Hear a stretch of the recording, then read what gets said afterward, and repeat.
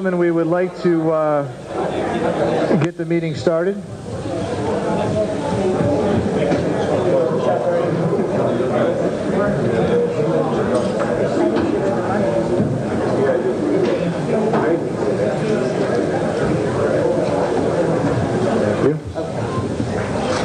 At this time, I'll call the meeting to order. I'd like to ask Fire Chief Harold to lead us in the Pledge of Allegiance. Chief Harold. I pledge allegiance to the flag of the United States of America and to the republic for which it stands, one nation, under God, indivisible, with liberty and justice for all. And I've asked Mr. Arconti to please lead us in prayer. Councilman. Most loving God of all creation, may everything we do this evening begin with your inspiration and continue with your saving help. May our work always find its origin in you and through you reach completion. We ask this of you so that your people will always find comfort and protection in your saving hands and the freedom we seek in your gentle mercy. Amen. Thank you, Councilman.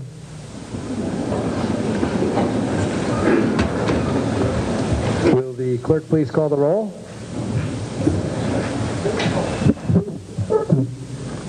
McMahon. Present. Negashef. Johnson. Present. Trombetta. Pellegrino. Perkins. Visconti. Present. Shinice. Present. Esposito. Present. Asadi. Present. Cavo. Present. Rocello. Here. Diggs. Teicholz. I would know. Arconti. Present. Curran. Knapp. Present. Levy. Present. Riley. Here. Seabury. Here. Stanley. Here. There being 20 present and 1 absent, please let the record reflect that Mr. Negashev is out of town tonight.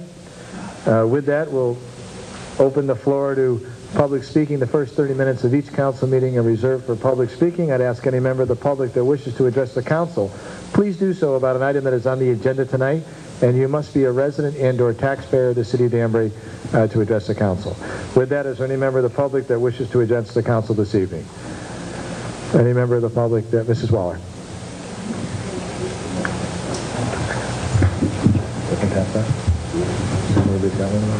Okay.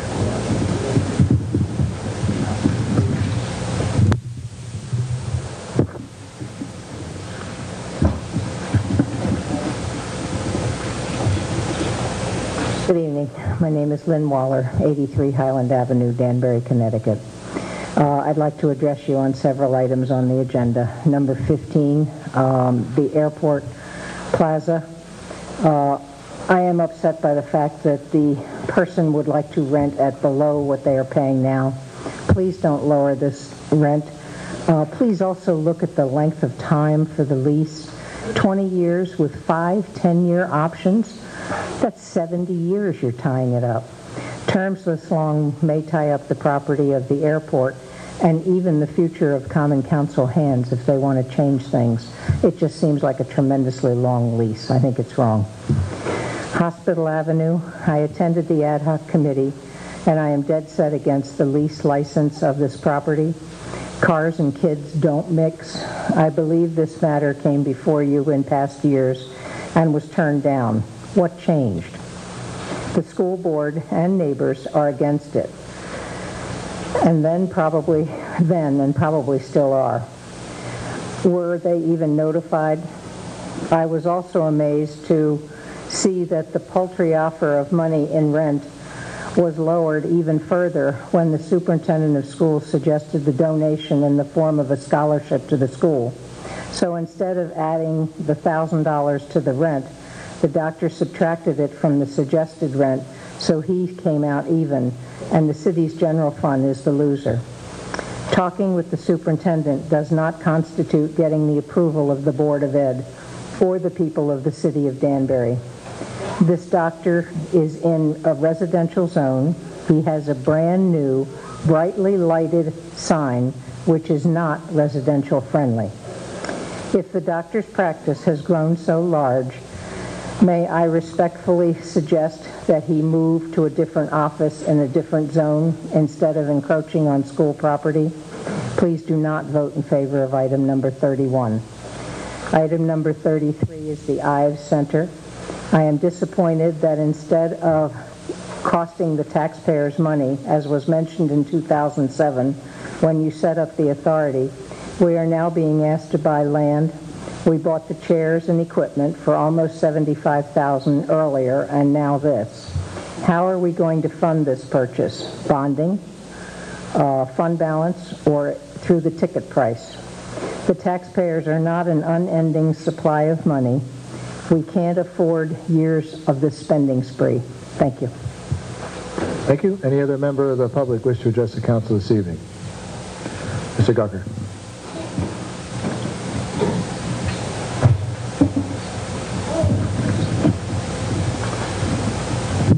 Ken Gucker, 89 Padenham Road. Again, I apologize for my attire. I figured I'd first start off with praise for the council. Praise as to the Rockwood Lane situation. I was happy, as I've said in the past, to see the council work in a bipartisan nature to come up with a fair agreement as to how to handle city-owned property and to preserve open space. I was happy to read in the ad hoc report that the person who was willing to purchase the property has agreed not to, so it will remain, from what I understand, in the city's hold. And I would encourage you to keep these kind of things up.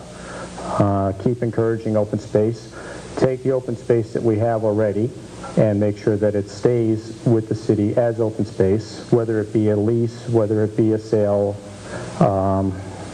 save it for future generations. So again, I'm very happy to see where the Rockwood Lane thing has gone, and you all get a congratulations on that. Now to the negative, unfortunately. I am against the Hospital Avenue, which again, now we're dealing with city property and open space. We, I believe, spoke about this a number of months ago, or maybe it's even longer than that, and I believe it was turned down. We have, no matter how small this space would be, we have a heavily wooded area that we want to turn into a parking lot in a school area, which, as Lynn Waller has eloquently noted, kids and cars don't mix. We don't need more of city land being swallowed up by private enterprise. We need to preserve this. The thing that kind of got me on this was if the leasee decides not to go through, or decides to let this fall apart at a later date, it would be turned back into grass. Well, it's wooded area now, so we're going to clear this out. We're going to clear out all this wooded area, put in a parking lot, and if he defaults, turn it into a lawn. That's not the same kind of, I mean, open space isn't always a golf course or a lawn. It is natural environment, trees, etc. You know, and I'm sure we've all heard global warming directly affected by trees, etc. Moisture taken from the air, put into trees, brought back into the air. If this does go through, which I hope it doesn't, I think maybe we should also look into some sort of bond or some sort of contingency fund that the applicant has to put up to ensure that that's turned back into grass or trees or etc. I don't see anything in here that says, you know, if he defaults, he's supposed to bring it back, but where does that money come from? Does he just disappear? Or do we get that money now, put it aside, in case this happens, we have that to fall back on? I would rather you not turn this into a parking lot, but at least consider those options. And lastly is item number 33, the Charles Ives. It seems like when it comes down to the Charles Ives area, we get asked to give more money to help them over the hump. You know, $70,000 a couple of years ago in the budget as seed money to help them over the hump, and they won't be back. Last budget, $50,000. This will help them, and they won't come back. Now we're looking at buying property, 1.8 acres of land, to help them over the hump again. This doesn't make sense. I mean, 3 or 4 council meetings ago, we had organizations that were here asking for funding, and they were told, we need to tighten our belt. We don't have the money. We have to make tough choices. But yet here we are again, spending more city money on things that aren't really helping the average taxpayer. It's a tough time. People aren't making it with the high cost of energy, with the high cost of health insurance, rents, taxes, etc. Now we're going to add this burden. And from what I've read in the ad hoc report, I believe it's going to be another bonded issue. How many more bonded issues are we going to have in this city? Last time I was here, we bonded $2.5 million in bond packages. I mean, where does it stop? It's like it's like running away with the credit card. Eventually, this all has to be paid back. It doesn't make sense. I mean, there's also contradictions in here that the property will be considered open space. But then you go farther down, it's also going to be used for leveraging if the state wants to get rid of the land that's next to it because it's a building lot. Well, is it open space or is it a building lot? What are we exactly doing here? I mean, we're entrusting you with our pocketbooks. We're entrusting you with our hard-earned tax dollars, which, as you see, aren't going as far as they used to. And I think this is a bad idea. I think we are maxing out the credit card. We are over our heads. Thank you very much for your time. Thank you, Mr. Gucker. Anybody else like to address the council this evening? Mr. Greenberg?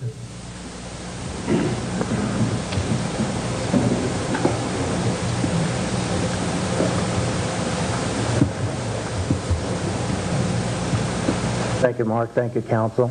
Steve, just give your name and address for the record. Steve Greenberg, 11 Wellington Court, Danbury, Connecticut.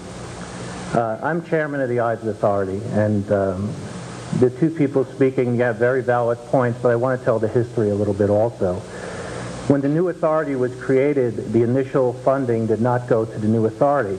It went to buy the assets of the old Ives, which has been in existence for the city since 1974.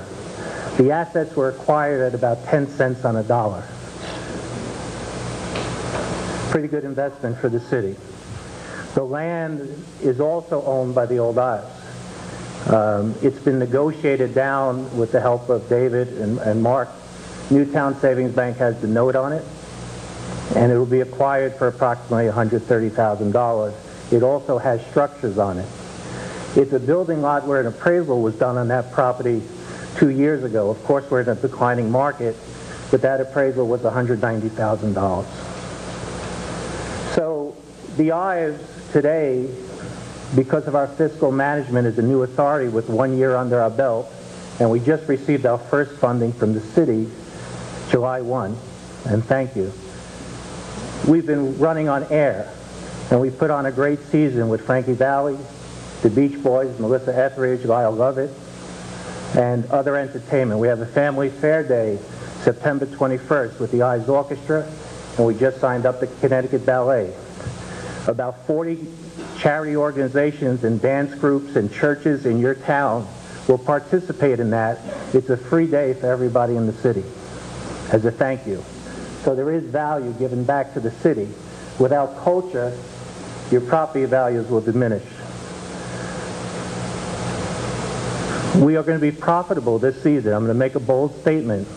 Very bold, Coach. Because of our fiscal management and reducing our liabilities, we've taken promoters on, we've reduced our costs, we've reduced our advertising, and we are now properly managed, unlike the old Ives Authority or the Ives Center, with due respect to them.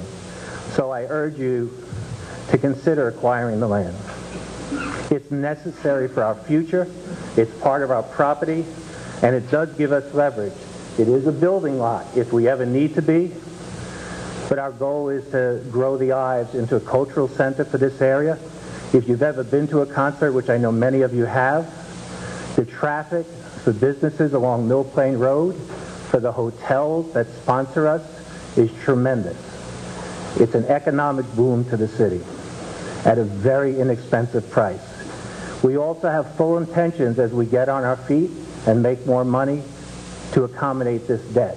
It will not be a burden for the taxpayers in the long run. Thank you. Mr. Greenberg, anybody else wish to address the council this evening? Seeing none, then we'll move on with our regularly scheduled meeting this evening. I have several announcements I'd just like to mention. Jane and Leroy Diggs' wedding anniversary was August 2nd. Councilwoman, happy wedding anniversary and many happy returns to you and Leroy. Congratulations. August 5th, wait a minute, is that today? Is Louise and Don McMahon's 40th wedding anniversary. No? 41. 41st. My bad. 31st wedding anniversary. And you're here at the Common Council meeting. God bless you, Councilman. Congratulations.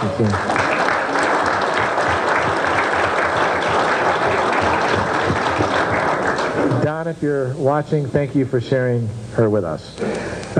August 21st is Dwayne Perkins' birthday. He turns 26. That's awesome. August 28th is Ben Shinisi's birthday as well. Councilman, congratulations. And there are a number of events that we have going on this month. I want to point out a couple very quickly to you before we begin our regular meeting. On August 14th, 15th, and 16th is the Maharajan. Did I say that correct, Mr. Sadi? I finally got it right this year.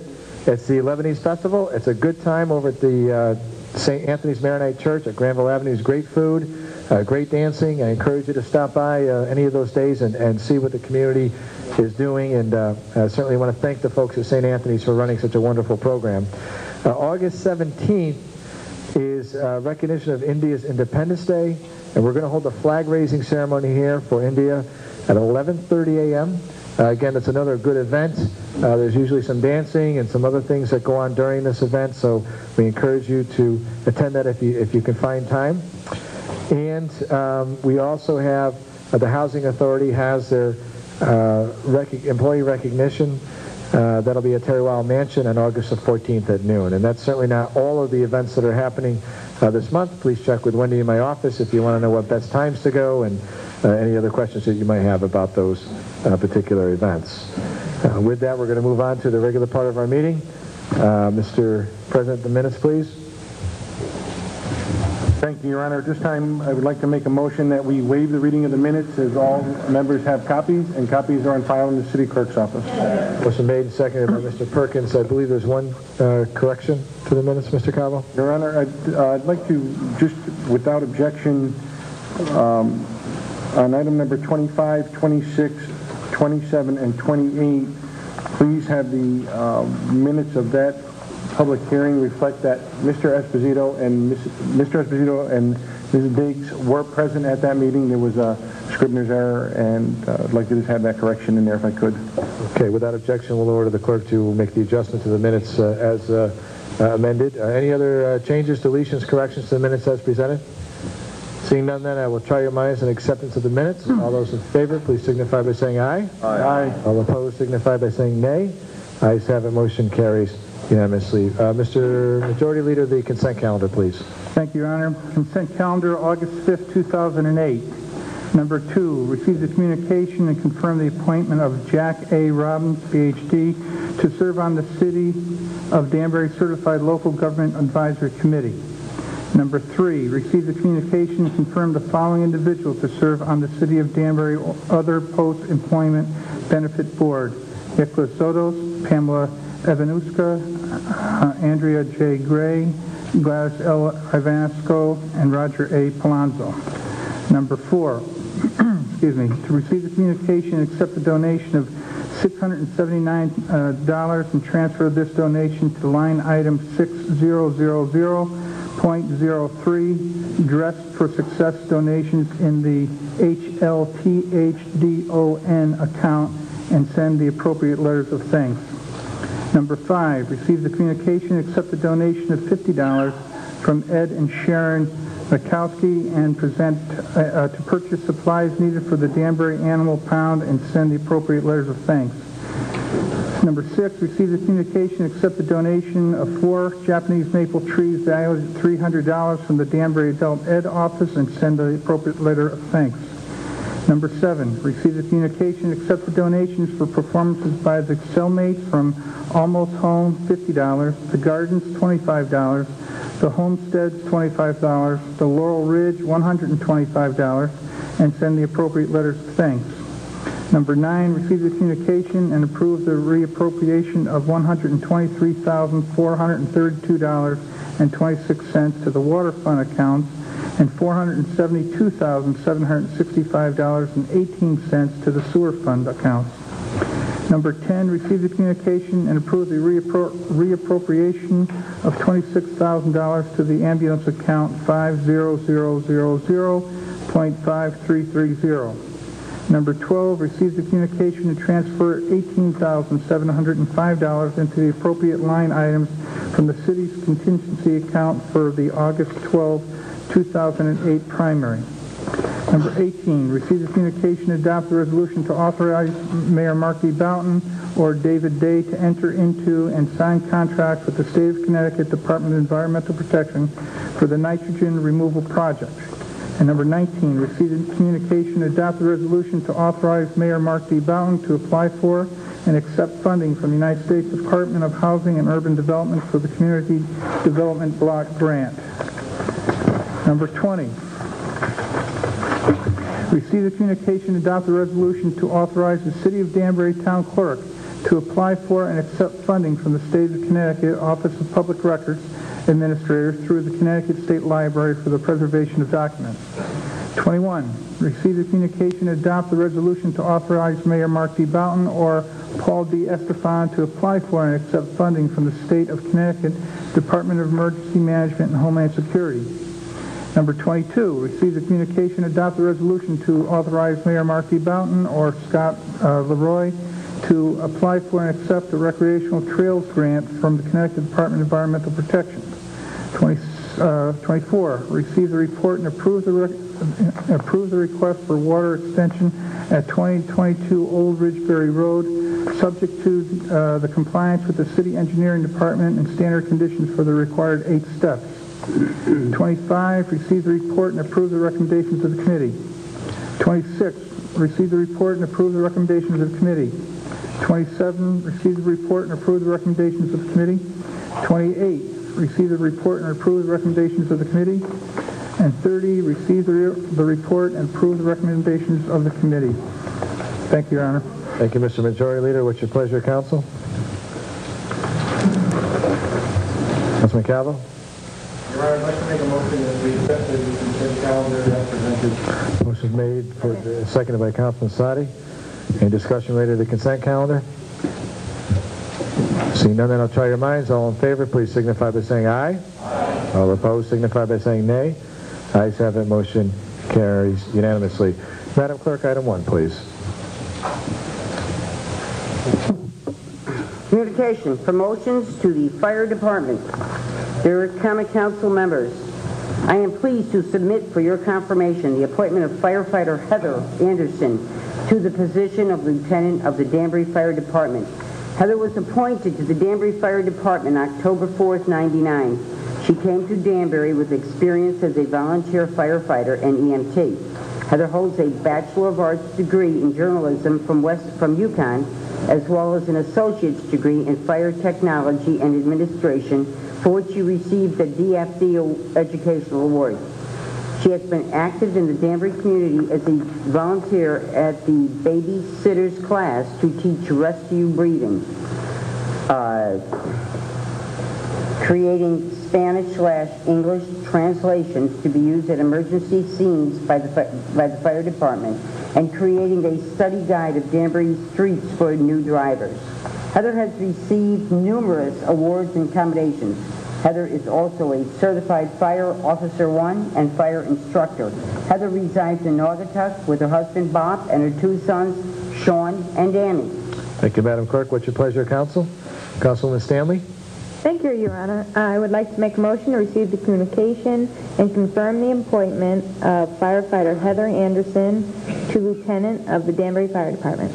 Motion made and seconded by Councilman Cavo, any discussion about Firefighter Anderson's appointment to lieutenant?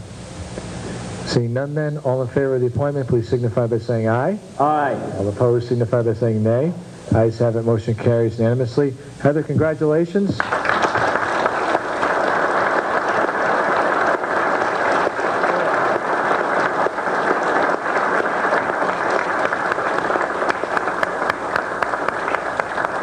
I know that I speak on behalf of the entire council and your brothers and sisters behind you in the fire service, and we thank you for your dedication. We congratulate you on your appointment. All of us look forward to working together with you as you continue up the career ladder, and this is a real testament to your strength and your fortitude and your vision at reaching this milestone. So God bless you, and thank you for your family. I don't know if you have anybody here you want to introduce and embarrass, but...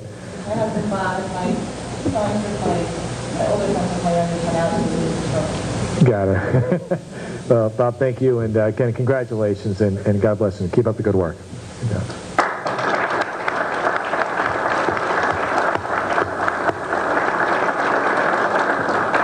Okay, Madam Clerk. I am also pleased to submit for your confirmation the appointment of firefighter Jordan Leach to the position of fire inspector / deputy fire marshal. Jordan was appointed to the Danbury Fire Department on January 9, 1996 as a firefighter. On December 21st of 07, Jordan was appointed to the position of provisional fire inspector. He has a bachelor's degree in justice and law administration and is studying for his associate's degree in fire technology and administration at Naugatuck Valley Community College. Jordan has received numerous awards and commendations. Jordan is also a certified Fire Officer 1, Fire Service Instructor, Juvenile Fire Setter Intervention Specialist, and Connecticut Certified Fire Investigator. Jordan currently resides in Plymouth, Connecticut with his wife, Nikki. Thank you, Madam Clerk. What's your pleasure, Council? Councilman Johnson. Thank you, Your Honor. It gives me pleasure to make the motion to confirm the appointment of firefighter Jordan Leach to the position of Fire Inspector / Deputy Fire Marshal in the Danbury Fire Department. Second. Motion's been made and seconded by Councilwoman McMahon. Any discussion about Jordan Leach's promotion to Deputy Fire Marshal? Seeing none then, I'll try your minds on the appointment. All in favor, please signify by saying aye. Aye. All opposed signify by saying nay. Ayes have it, motion carries unanimously. Jordan, congratulations.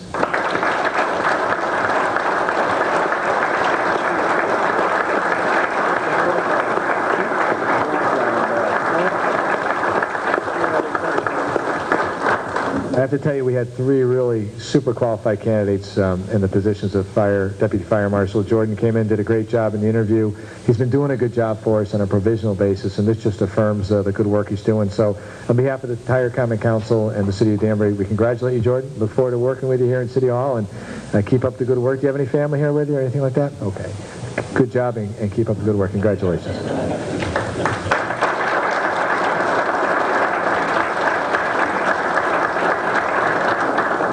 Met family besides the family that you're standing with back there. So, Madam Clerk? I'm also pleased to submit for your confirmation the appointment of firefighter John Osborne to the position of Fire Inspector / Deputy Fire Marshal. John was appointed to the Danbury Fire Department on July 26th of 93. John is well known in the fire department for his helpful attitude and actions. He was instrumental in completing the new kitchen area at Engine 24 with his plumbing skills.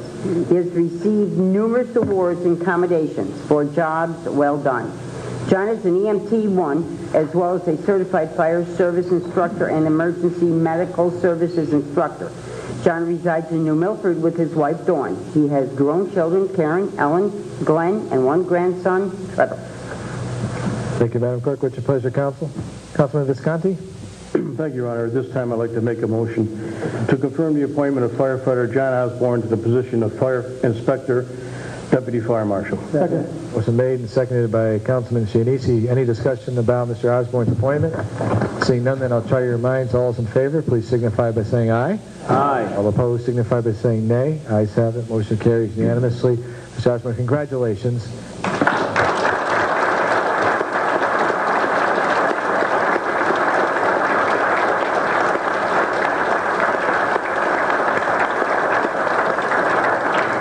Again, on behalf of the council and your brothers and sisters behind you, I know how much you can enjoy working up here on the Hill.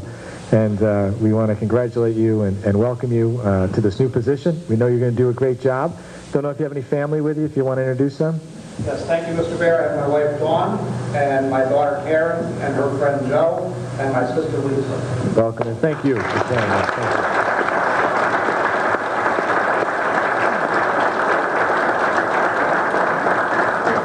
you. Madam Clerk? I am also pleased to submit for your confirmation the appointment of firefighter James Russell to the position of Fire Inspector / Deputy Fire Marshal. Jim was appointed to the Danbury Fire Department on July 9th of '01. He quickly became known for his cheerful demeanor and good communication skills. Jim is always ready to lend a helping hand to anyone in need. Jim earned an associate's degree in business from Post College. He is working toward a degree in fire technology and administration from Naugatuck Valley Community College. He is a certified fire service instructor and fire officer as well as an EMT. Jim currently resides in New Milford with his wife, Kathy, and his sons, JJ and Sean. Thank you, Madam Clerk. What's your pleasure, Council? Councilman Curran. It gives me great pleasure to make the motion to promote firefighter Jim Russell to Fire Inspector, Deputy Fire Marshal. Jim's been a great asset in the fire department for all the time he's been there, and he's going to be a great asset in a great fire marshal's office in the Danbury Fire Department. Congratulations.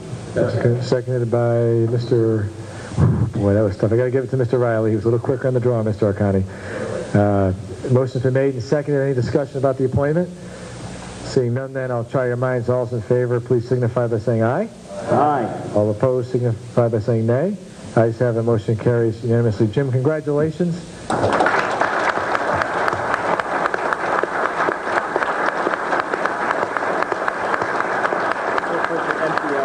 Yeah, right.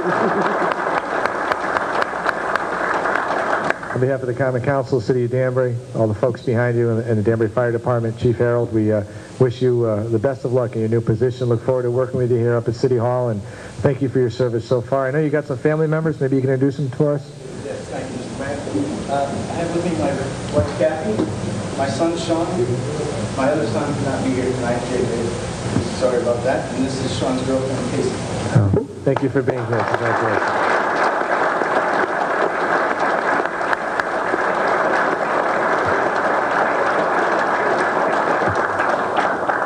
Once again, Chief Harold, thank you. Jenny Alaska-Warner, who's not here tonight, Director of Personnel, I want to thank her as well, and thank all of our appointees and wish you the best in your next step in your career ladder. And thanks to the Fire Department for being out here tonight. It means a lot for the folks that are getting promoted, so keep up the good work, folks.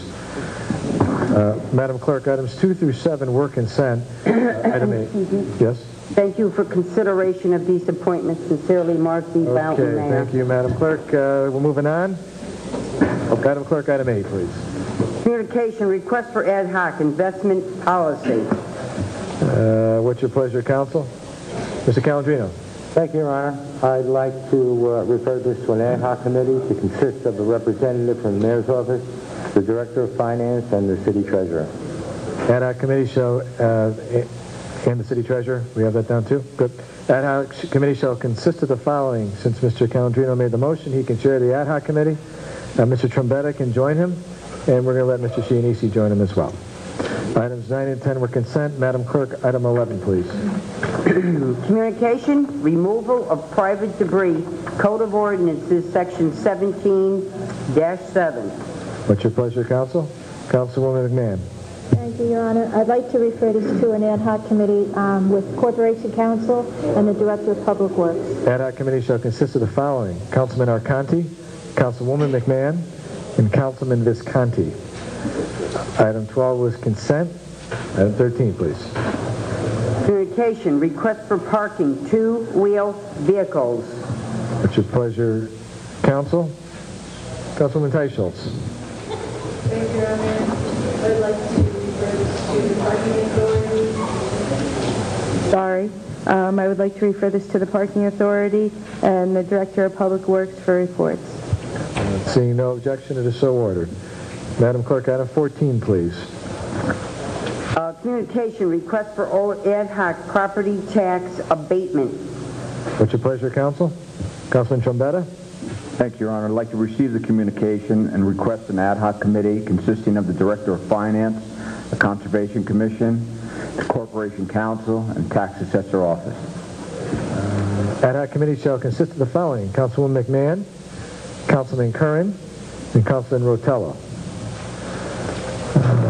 Madam Clerk, item 15, please. Communication, proposal to renew parking leases.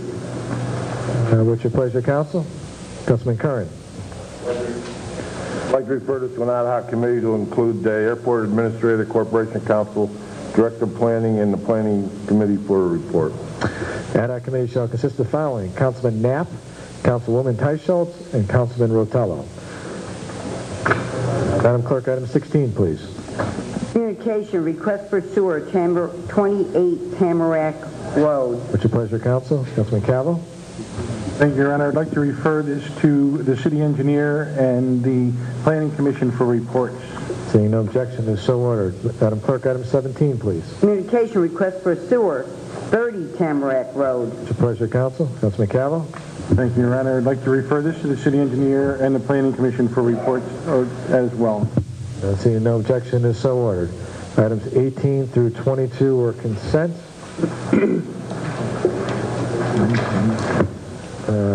Madam Clerk, item 23, please. Report, Fire Department Statement of Condition and Property. Mr. Cavo? Your Honor, without objection, I'd like to waive the reading of this report. Is there any objection to waiving the reading of the report? Mr. Johnson objects to waiving the reading? Or is he kidding? Any objection to waiving the reading of the report? Okay, we'll see no objection. We can order the report to be waived, the reading of the report waived without a vote unless there's an objection. So reading of the report will be waived. What's your pleasure, Council? Mr. Cavo? Thank you, Your Honor. I'd like to make a motion that we receive the report, and that would be just it, just receive the report from the fire chief. Motion is made to receive the report from the fire chief. Is there a second? Second. Seconded by Mr. Sadi, and now discussion. Discussion under the chief's report. Mr. Levy?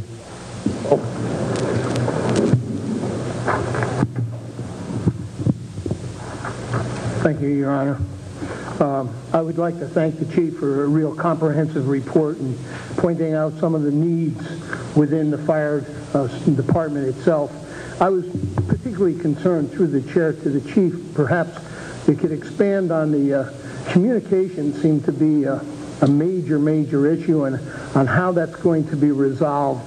And it always seems to be a problem in the emergency service, and I recognize that some of that is going to take place with the new PD, but I'm worried about the interim period, and perhaps you can tell us what's happening. Chief? Yes, on the statement of condition, it's a report that gives a general statement of the situation as it exists, both mechanically and fiscally. The mayor and I have met with Chief Baker discussing the issues and surrounding the pending move to the new police station. The radio systems that we're currently using, and I'm going to address specifically the fire department as in my statement, a lot of the actual hardware is no longer supportable. The manufacturers have not made most of these parts since the mid-90s. And up until now, it's been kit bashed. You know, we find spare parts that have been taken apart and making it run. They gave me a pretty dire warning that, you know, if we were to try to move this, it might not start up again. When I took over a little over a year and a half ago, we knew this was going on, and the mayor was aware of it then, and we've been working with the necessary people to try to get parts and pieces that will continue having it run. Last Thanksgiving, we had a problem, as it was mentioned in the statement. Right now, we're in the process of finding a new module that will carry us through, certainly for the foreseeable future. Its expense is varying somewhere between $15,000 or $20,000, and that money is available in our regular maintenance budgets and stuff, and that will get us through the immediate future. The big problem is that our radio system is really a three-part system. We have our standard communication system, we have our two-way low band, high band, and the technical issues are not significant, but the big thing here, and the one we're talking about right now, is that system which helps us get the volunteers pagers to get the volunteers notified. And that, of course, is a very crucial part of our operations. As a combination department, we have to be able to communicate with them. So what we're doing now is working on a system that will keep that up and running. And this is as a result of the Macro Radio project. Their project was out there, and they're giving us a report soon on how to go about fixing this radio system. When that comes in, we'll have a much better idea on what we need to do. This is not being, it has not happened in a vacuum, and we've been all working with other agencies, the mayor, myself, the police department, public works, to keep this. So we will keep it running. Statement of condition was just that. Some of these things are in pretty bad shape. They're old. They were given to us. Some of them were used when we got them. So without belaboring the point, this is a situation that is under control. We're going to continue to make it work, and we'll fix it as we go along. But by virtue of the city ordinance, I had to put down what we're really dealing with, and that is where that comes from. Further If I questions, may, Mr. Lee? Your Honor. Thank you, Chief. I noticed in your report you highlighted it in such a way that the severity of it all, and I appreciate what you do in your report. On more of a minor basis, I see there's a comment about the driveway on Engine 24. It seems somewhat minor in nature, and I was just wondering, perhaps you can give us an idea on that. I know that probably won't be a capital expenditure type of thing, but... Well, no, but once again, my statement of condition is to report on the condition, both the physical properties as well. And the driveway over there, remember, Engine 24 at Commerce Park was all built on swampland. It was all backfilled with stones, and it's now becoming 35 years old or so. The substrate of the parking lot is beginning to give way. We had a small washout last year, and we've patched it. It's now at the point where it has to be repaired. It's probably going to have to be totally dug up, regraded, and redone right from scratch. And that, once again, is just a physical statement of condition. That's why it's in the report. Well, thank you. Thank you, Your Honor. I'm pretty well through, and I like the report, and I like the fact that the council can anticipate these items will come back and will be costs that we can anticipate. That's why they're in the report. Thank you, Mr. Levy. Any further discussions? Mr. Visconti. Thank you, Your Honor. Through the chair, if I may, the chief. I, too, Chief, was very impressed with the report. Time goes on, and we need to make improvements, obviously, and that's what this is all about. We will be moving into the new police station. Will the radio operations that we have now, coinciding with the police department, be able to be put in there, or are we going to be leaving them where they are for the time being with what we have? Yes and no. The radios will eventually wind up over there. As the police department takes over that building, they'll be doing a timed entry into the building where certain divisions will move over. It'll be over a several weeks or months period. And even after they're in there, we will not be moving the 911 or the radio system there immediately. It'll happen over a schedule of time depending on acquisition of new equipment, acquisition of the 911 consoles. These are all both, time sensitive in that we have to get the ordering in, get the scheduling done. OSET, the statewide emergency telecommunications network, will be part of that, setting up a new 911 system. And then the radios, some of them will move. Police department, of course, will move theirs first. They'll be in, they'll establish the system, get it up and running, and then we'll be integrating the systems at a later date. At this time, there is no date or specific calendar designed for that. Once again, we've been in contact with the mayor, and the police chief and I are working on that, and that's going to be an ongoing project. Right now, we anticipate it happening sometime later into the fall of next year, 2009, before we're even close to being done. And as I said, there's no specific time frame for that at this time. Follow up on that, please. We noticed in the report, too, that there's quite a bit of a problem in fire headquarters on New Street. I know we were looking at the property next door. I don't know where we are with that right now, but with that, if we were able to purchase that property at the right price, what would be your thoughts about doing something there? Wow, that'd be like Christmas. If anybody is driven by the firehouse, you see a lot of equipment, and I'm talking hundreds of thousands of dollars of equipment that are parked outside. fire department, our needs, and therefore our capabilities have grown, the city has seen to it that we've gotten the parts and pieces we need to do the job. However, we're short garage space, probably 10 days maybe. We have equipment stored at the airport. We have equipment stored outside at headquarters. We have equipment filling up the bays at the outstations, a number of trailers. To buy that property next door, if that property were to become available, or another piece someplace, every time I come out of my office, I look at the old Van Houten property and I'd like to get a hold of that. The reality of it is we do need physical space. We have outgrown our situation. If that property next door to us was bought, we would create a maintenance facility. We would be able to use it for storage and put some of these other units inside. It would be a boon to the department in just unimaginable ways. It would create a situation where all that stuff could be out of the weather, protected, and it is many hundreds of thousands of dollars, if not millions of dollars invested, that we would be protecting. One more, if I may, Your Honor. Sure, Mr. Visconti. Through the chair. The chief and I and several members of the volunteer council have been meeting for the last year or so in regards to doing something with Engine 5, Engine 6, and now we're looking also at Engine 7. Where do we stand with that right now? That statement in there regarding the potential construction of a firehouse and consolidating the 3 units into a single firehouse. It's a statistical, logistical idea that once we get rid of the 3 separate firehouses, which are both they're becoming untenable. They're hard to maintain, they're expensive to maintain, and they're not suitable for the fire trucks that are in them. I just talked to Engine 7 tonight, and they bought a fire truck. They're in the process of receiving a new fire truck in the next 3 or 4 weeks, and they had to buy the truck that would fit into the bay rather than a truck that was best suited for their mission. And in a day, it's just not suitable to do that. We should buy the equipment that we need that is best suited to the mission to which it will be applied. So what my proposal is that we create a South Battalion of volunteers, if you will. The individual companies would all retain their identities. They are not being merged. There would still be Squad 6, Squad 7, and Worcester Hose. It's not to merge them, but to get them into a single facility. Single facility reduces overall maintenance costs. It would give us a situation where we can have a training and classroom facility that could accommodate multiple companies at one time. The logistics behind putting all 3 in one unit, it allows for cross-training on the units, makes it easier to get runs, get units out on the road on a run.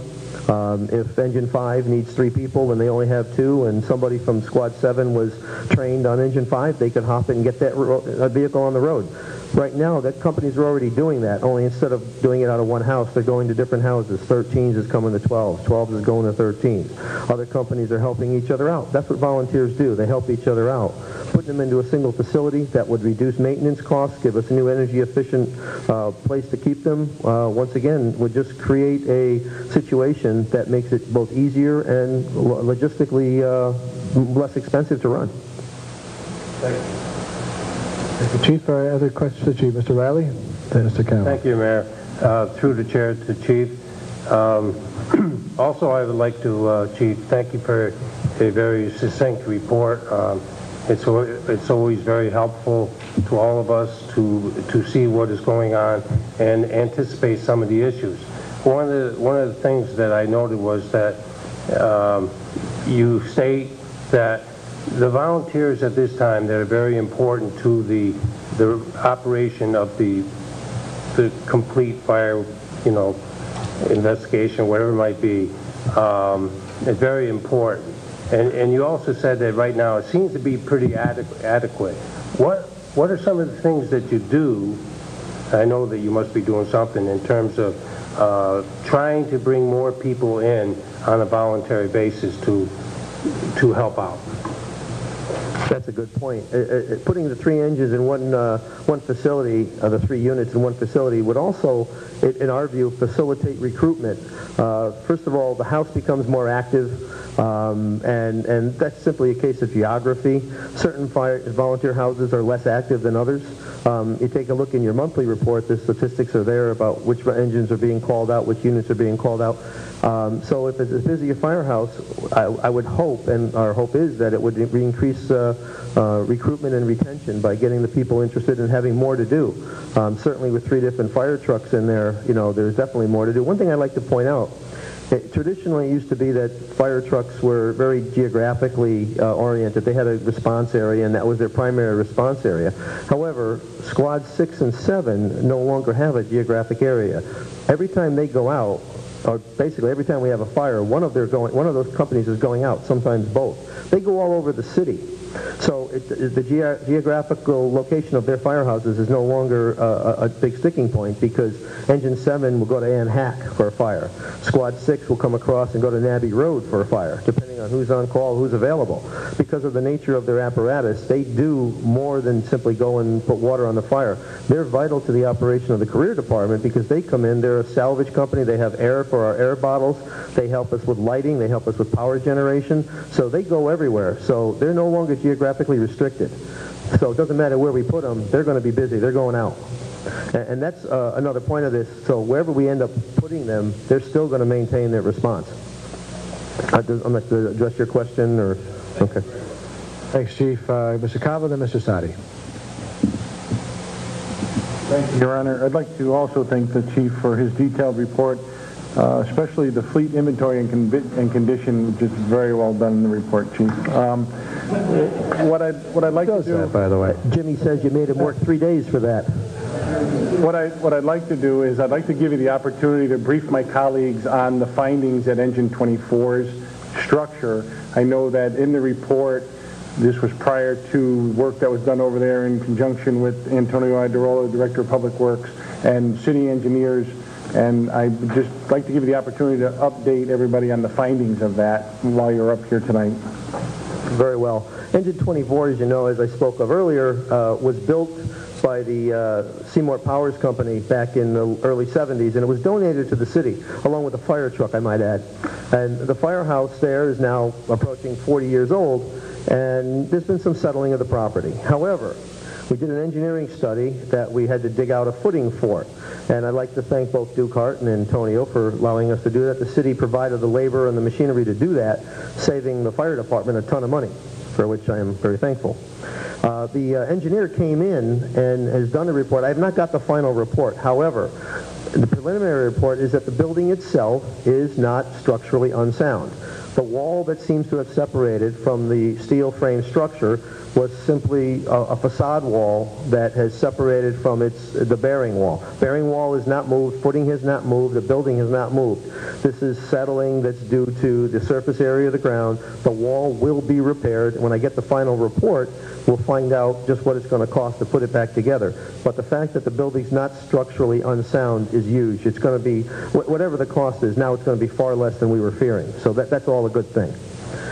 Engine 24 the final report should be in 2 to 3 weeks. When I get that, I'll report next month. I'll put it in my monthly report and let you all know what that was. Thank you, Chief. Thank you, Chief. Mr. Sadi. Thank you, Your Honor. More of a comment than a statement. With regard to the potential consolidation as we go down the road here, as a representative of the 4th Ward, and some of the firehouses considered for consolidation, Worcester, Waterwich, and Citizens, which serve the lower 3rd, the 4th, and the 5th Wards. What I just want to make sure is that there is some geographic integrity to the location of potential land where a consolidated department might be built. And I know that's been stated out in the media, but I want to have that on the record. And I know that these departments serve not just geographic areas, but across the whole city, as the Chief said. But there is another consequence, is insurance premiums are affected by your location to firehouses. And neighborhood firehouses do add some integrity to the neighborhood. They serve as a central rallying point. So just to keep that in mind, Chief, as we move along. Thank you. Yeah, you're very welcome. But you're right. The firehouse, we are looking to somehow put that on the south end of town to keep that, geographic area generally, in mind there. And Councilman Visconti and I, we've looked at a number of pieces of property, all on the historic south end of that area of town. And it definitely, we're not going to move it out of that general area. It'll be, on the south end for sure. Thank you, Mr. Sadi. Thank you, Chief. Any other discussions about the statement of conditions? Chief, anything else that you'd like to buy tonight that we can fund for you?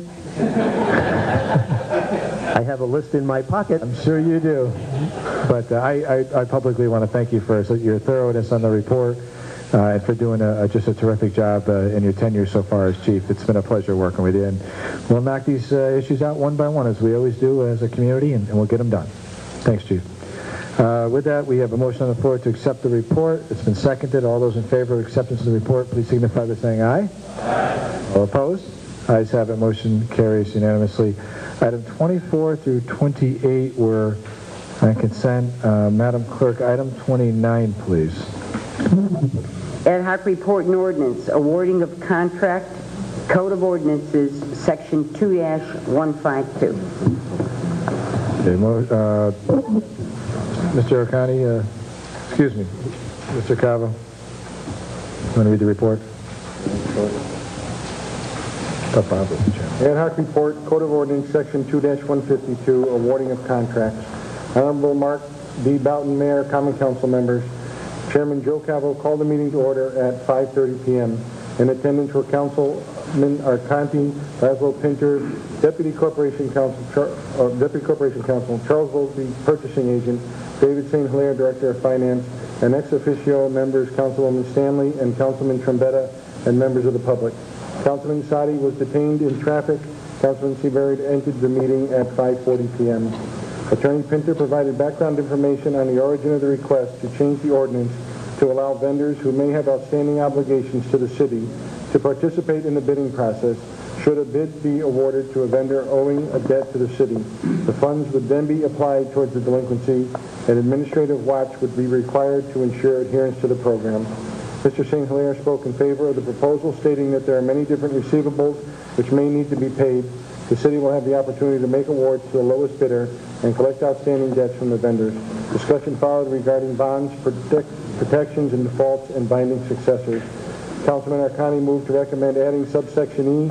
Councilman Cavo seconded the motion. Motion carried by unanimous vote. Councilman Arcani moved to adjourn at 5:45 p.m., seconded by Councilman Cavo. Motion passed unanimously. Respectfully submitted, Joseph Cavo, Chairman. Thank you, Mr. Cavo. What's your pleasure, Council?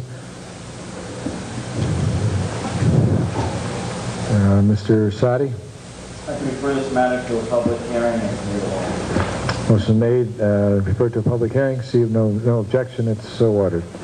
We'll have more debate and discussion about this, I'm sure, at the committee of the whole.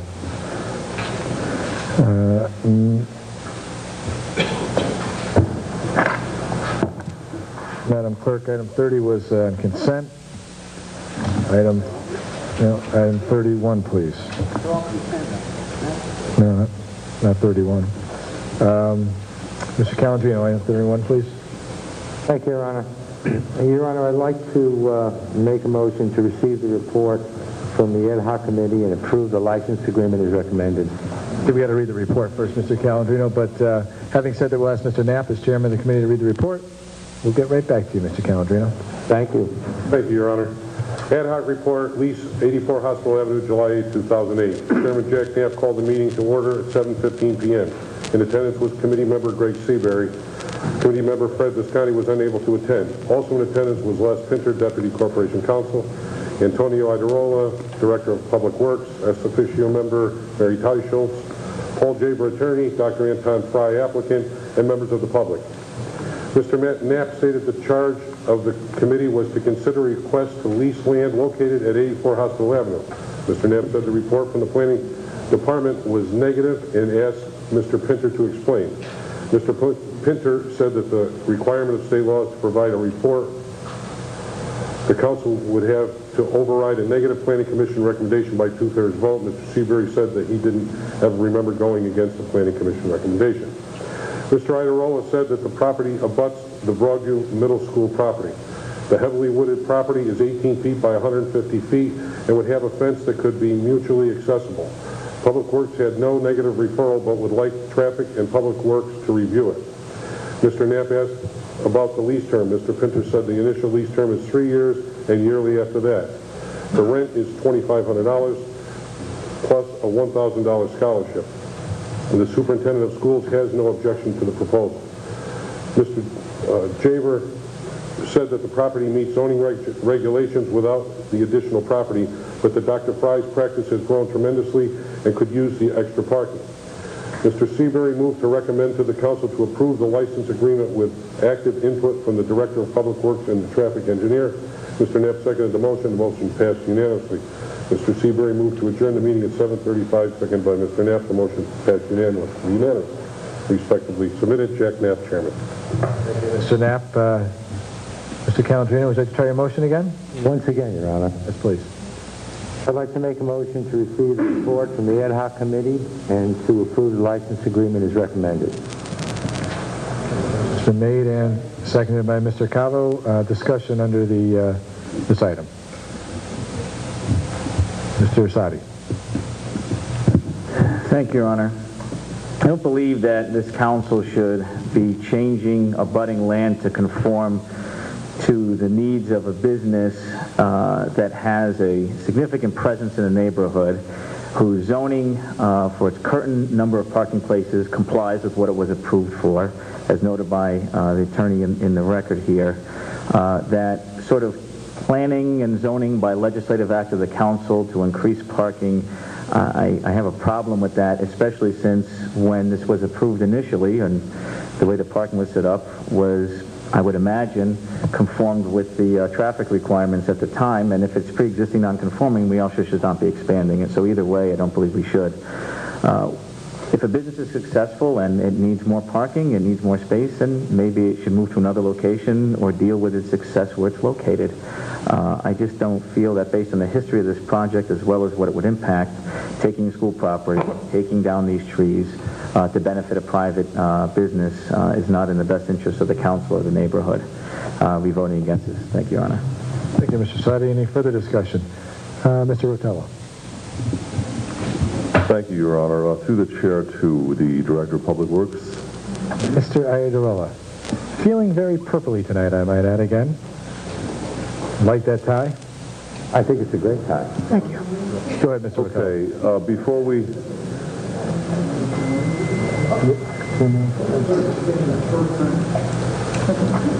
I think it's blue. It's kind of blue. Oh, you're done. Magenta. We're going to have a long talk in the morning. Go ahead, Mr. Rotella. I have a map here, Mr. Iadarola, and before we start chipping away at the property that abuts the petitioner, which is the junior high school, I went up to the site, took a look at it, brought a measuring tape with me, and we basically got an entrance to the doctor's office off of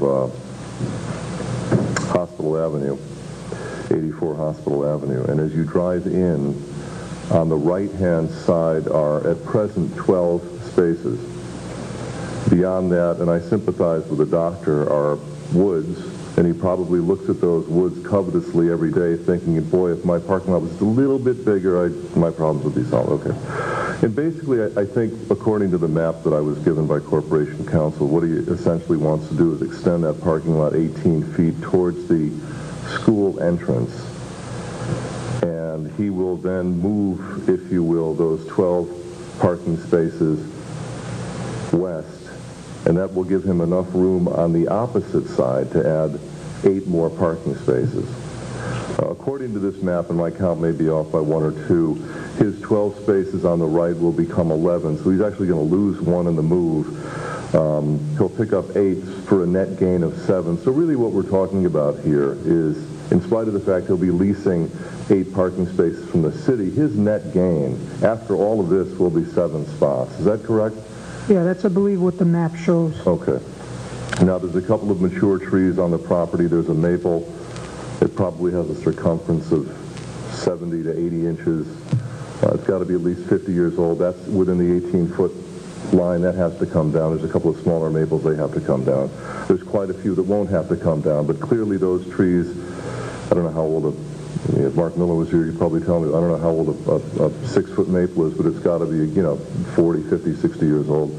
If this doesn't work out, if he moves, if his business really takes off and he's got to wind up down the street where all the other facilities are, and we reclaim that land, assuming that we don't use that building for something else, we can't replace those trees. I mean, that's a given. So it's just going to get reseeded. It seems to me that there's an awful lot of terraforming, if you will, going on to pick up 7 spaces. I mean, he's taking 18 feet, he's carving into the woods, he's taking down mature trees. Really, the license agreement says 11 spaces, and indeed he will be leasing 11 spaces from us, but his net gain is only 7. I think 11 spaces would actually will occupy the property that we're actually leasing to him. So right. Although there's a net gain of 7, 11 will actually occupy the leased property that we would be 12 there now he has to give up because that's going to be the new drive row. Correct. And the 11 will be to the right of that. So it's really the 7 on the left or the 8 that he'll be picking up.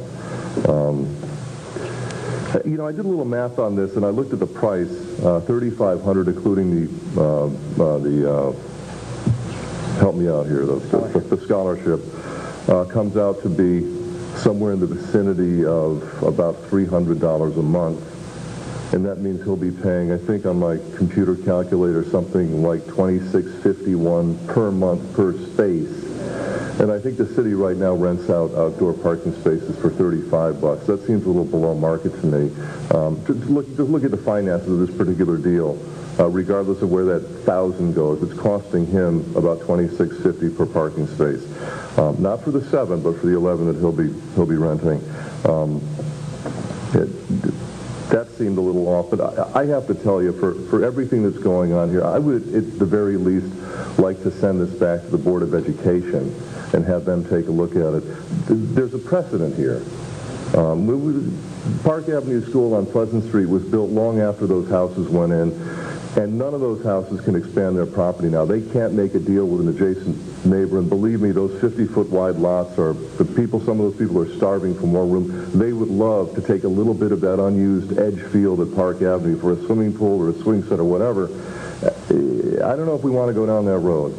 I think that if we're going to take a look at it, we should at least notify the neighbors, send it to public. I know that's not your purview, but I'm just thinking out loud here, and at least give it back to the Board of Education to sign off on, if indeed they do. Thank you very much for your time. If I could just interject and ask Mr. Pinter, I believe under the statute, if there were to be adopted by the council, there has to be a public hearing under the acquisition of lands. Would this fall under the statute, even though it's a lease?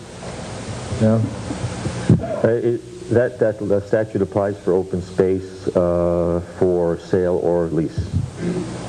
So yes. I never read the final version of the bill. I saw some of the alliterations early on where it talked about leases and any public property. So, right. Okay. The sale or transfer. Right, Mr. Sadi? Okay. Okay. Let's move on then. Any other discussion about Mr. Knapp? Thank you, Your Honor. Having chaired this ad hoc, I have a little bit of insight to exactly what the applicant is looking for, and understanding that it is 11 spaces that we will own and it will only be 7 of a net gain. The concern, or the thing that jumped out at me during the course of the ad hoc meeting, was the fact of traffic. I know it was mentioned earlier by some of the public. And the traffic that he incurs now is by the size of the building, his success of his business, and God bless him, he's got a successful business going. But it's the hustle bustle in and out of the parking lot. It's the cars that get jammed up, not only waiting to try to find a parking place, but coming in and coming out. So that was the key thing in my mind when proposing and voting positively on this at the ad hoc, and why I'll be voting. One of the main reasons I'm voting positive for it tonight is I'm not a traffic engineer, although I did have 6 years on the zoning commission, so I've heard enough from traffic engineers to last me a lifetime. I think that it would, if anything, ease the traffic scenario that they're living with and working with now. As far as the trees getting taken down and what's being proposed, I know that the fence that we talked about that Mr. Idarola had brought to us there was going to be a gate, perchance if there was a big event at Kaplanis Field and there was additional parking needed, that would be available to us, although that's not part of what's in our agreement. That is something that we did discuss and try to move forward with that evening. So I'll be voting for it in a positive way this evening, and just wanted to make those statements and clarify for everybody exactly what did happen as far as those events went. Thank you. Thank you, Mr. Knapp. Further discussion about this issue. Mr. Sadi, second time? Thank you, Your Honor. I just want to point out that there have been requests before this council in the past from businesses on South Street and across the city to either lease or buy city land specifically to expand their parking places, their parking lots. And as far as I remember on this council, most if not all of them have been either denied, tabled, or withdrawn for some reason or another. I think that getting into this precedent is dangerous without it being through a land use determination, unless we want to surplus the land based on a lack of need of it or isolation of that property like we've discussed here and deal with it that way. That's my final comment. Thank you, Your Honor. Thank you, Mr. Sadi. Mr. Visconti. Thank you, Your Honor. Just to reaffirm what Councilman Sadi just said, there's also a recommendation from the Planning Commission which is a negative recommendation. So again, I think if Dr. Fry took perhaps a better look at the property before he even built the office building, then maybe we wouldn't have this problem sitting before us tonight. I will be voting against this. Thank you. Thank you, Mr. Visconti. Further discussion? Mr. Perkins. Thank you, Your Honor. I get a little concerned when I see folks work so hard to manipulate a piece of good state legislation, basically for the good of an individual, even though it goes against a planning report. Seems a little much. Thanks. Okay, Mr. Perkins. Mr. Shinisi. Thank you, Your Honor. To Corporation Counsel.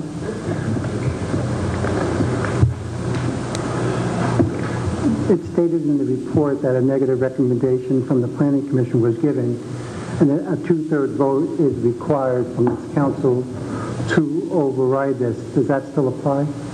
Yes. Still does. It applies because this first came in as a lease, actually. The Planning Commission received it as a lease. They acted on it. It's called a license, but I termed it, I think the council needs to give credence and respect to the Planning Commission action on this. Although it's called a license, the earmarks are a lease. So the Planning Commission, in my opinion, properly made its recommendation, and if you override that, you need the two-thirds vote in this case. Follow up, Your Honor? When did it become or why did it become a license agreement instead of staying as a lease, which would require a public hearing? Well, I think the license was drafted by counsel for the petitioner in an effort to try to... A license is a simpler document. It's easier to abrogate by both sides, shorter term generally. It's not recorded on the land records. Typically, you don't need Planning Commission approval for a straight license. And I think that for ease of consideration, that's what they submitted when we got to the early negotiations. And follow through here, so going back, so 14 votes will be needed this evening to overturn this? 14 votes.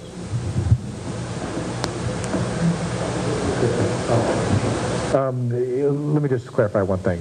The reason that this was listed as a license was not to circumvent a state statute. That was the request of the applicant because of the provisions in the agreement to back out of it if it didn't work out or if the city wanted to end it. Within literally, I think, a 30 or 60-day notice. I haven't read it in a while. But I just want to be clear that that's, and Mr. Pinner, you might want to just address that.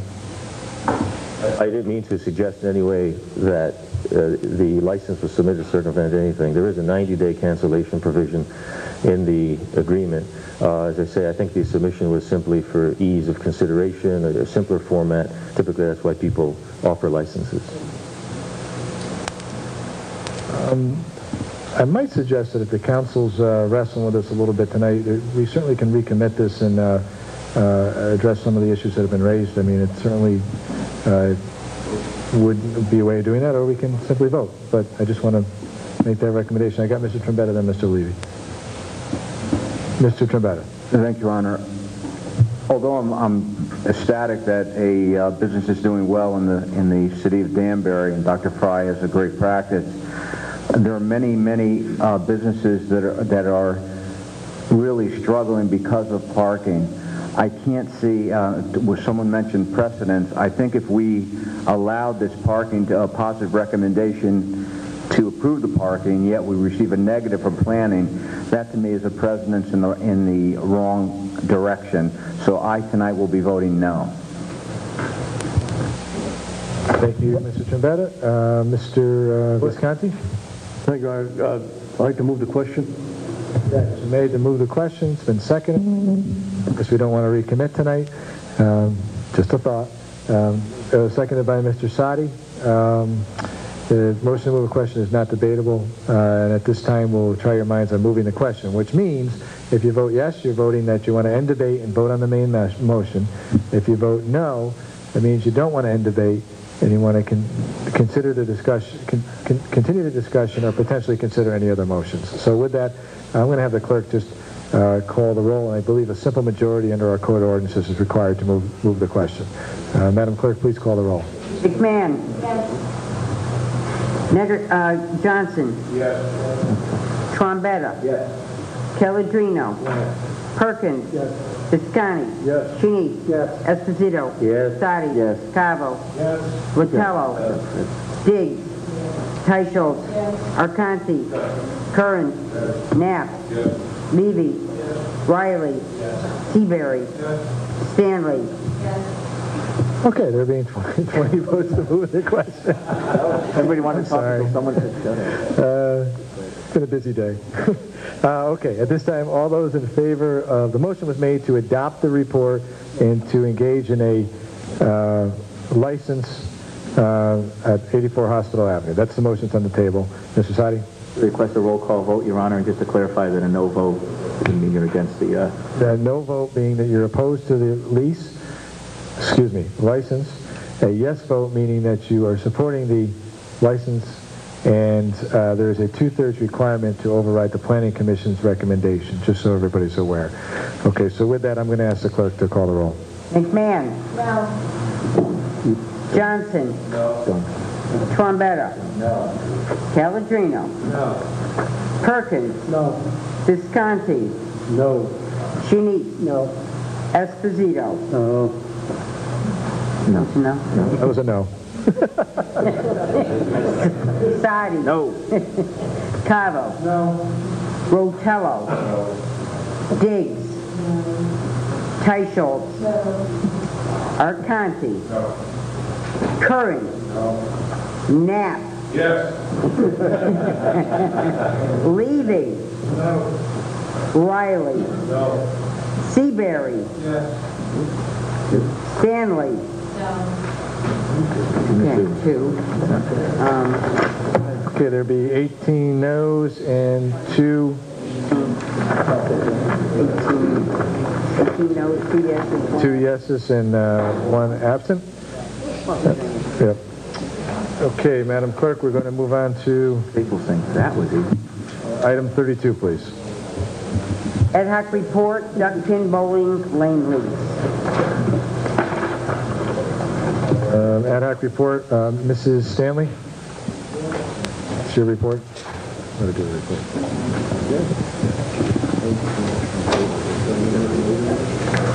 Got to read it? Ready? Honorable Mark D. Boughton, Mayor, council members. Councilwoman Stanley called the meeting to order at 6:04 p.m. In attendance were committee members, Councilman Arcani and Sadi, Laszlo Pinter, Deputy Corporation Counsel, ex officio members, Councilman Nigershef, Seabury, Trombetta, and Cavo were also present. Also in attendance were Gerald Tricola, current tenant, Ken Nelson, the proposed tenant, and Heather Nelson, attorneys Aaron Bowman and Adam Cohen, representing Mr. Tricola. Councilman Johnson joined the meeting at 6:06 p.m., Councilwoman McMahon at 6:15 p.m., Councilman Levy and Chinisi at 6:25 p.m., and members of the public were also in attendance. Councilwoman Stanley stated the call of the meeting was to consider the duck pin bowling lanes lease. The letter of request for the ad hoc committee was read to Mr. Tricola. The current tenant would like to enter into agreement with Mr. Nelson to purchase the business. Attorney Cohen, representing Mr. Tricola, stated that his client would like to grant Mr. Nelson the right to run the business with the option to buy in 3 years. Mr. Tricola would have the right to end the agreement and in case of default on the rent, Mr. Nelson would be liable. Mr. Tricola would remain on a consulting basis and would earn a salary for such until the assignment of novation. Permission is requested to delegate the rent payment to Mr. Nelson. Discussion followed regarding the responsibility of payment of rent should there be default, background check, credit check, and insurance coverage. The committee members expressed their concerns for the city's interest as owner of the building. Inquiries were made regarding the bid process for leases. Attorney Pinter advised that the lease was signed in 2006 for 5 years with an option to renew for an additional 5 years. There is no precedent for this type of assignment of a lease, and he would like to review the option agreement. Councilman Sadi moved to recommend to the council as a whole approval of the request subject to the following 3 conditions. Language in all relevant documentation to ensure that during the option period that Mr. Tricola is ultimately liable for any defaults under the existing lease, that a credit check be performed on Mr. Nelson, and that a background check be performed. The item should be made available and presented prior to the next council meeting in their entirety, subject to any privacy concerns. Seconded by Councilman Arcanti. Motion passed unanimously. Unanimous vote. Councilman Arcani moved to adjourn at 6:30 p.m. Seconded by Councilman Sadi. Motion passed by unanimous vote. Respectfully submitted, Councilwoman Stanley, Chairwoman, Tom Sadi, and Bob Arcani. Thank you, Councilman. What's your pleasure, Mr. Cabo? Thank you, Your Honor.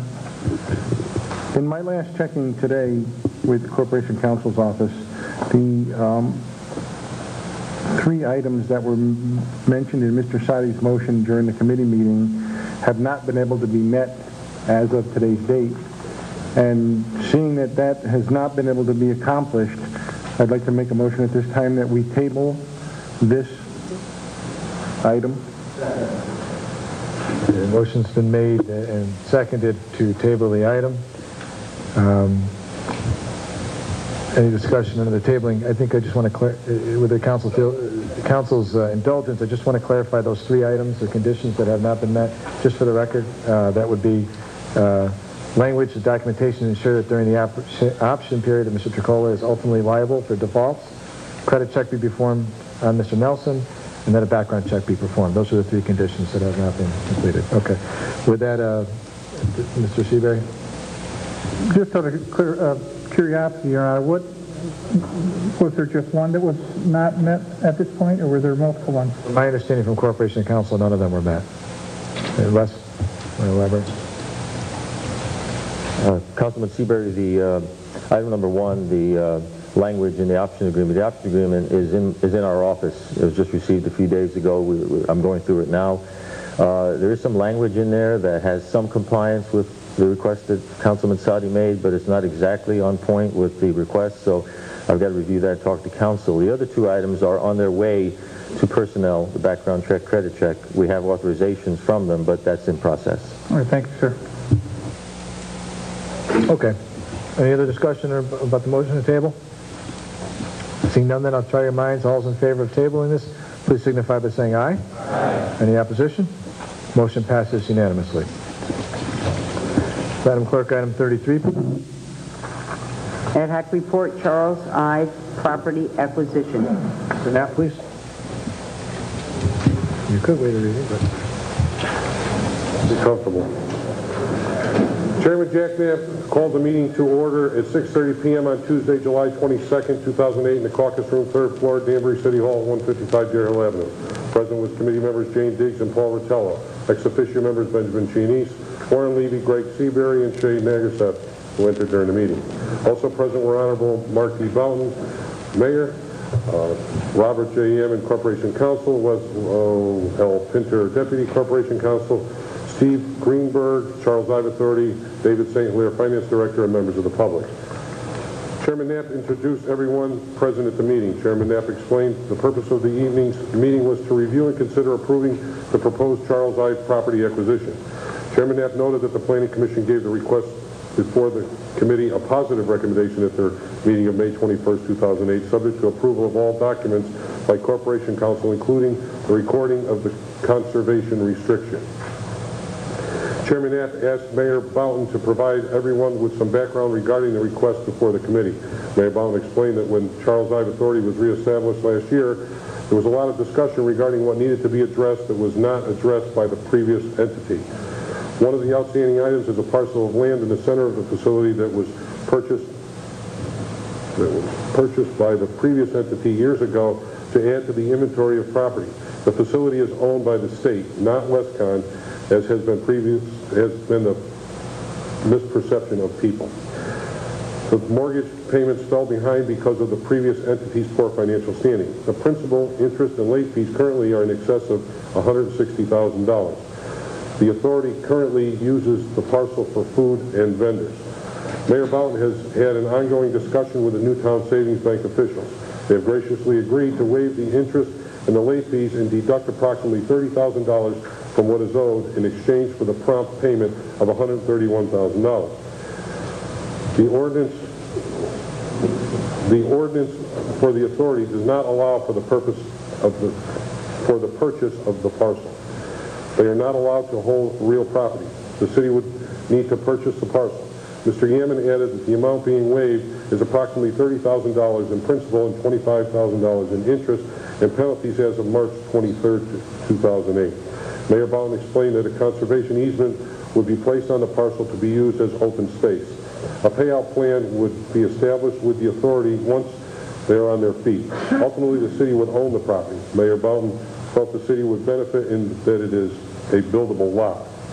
Should the state ever wish to sell the Ives Center property, the city would have leverage to save the center. Mr. Greenberg explained that the previous entity had a parcel appraised 2.5 years ago for $190,000, which he did not consider was the fair market value.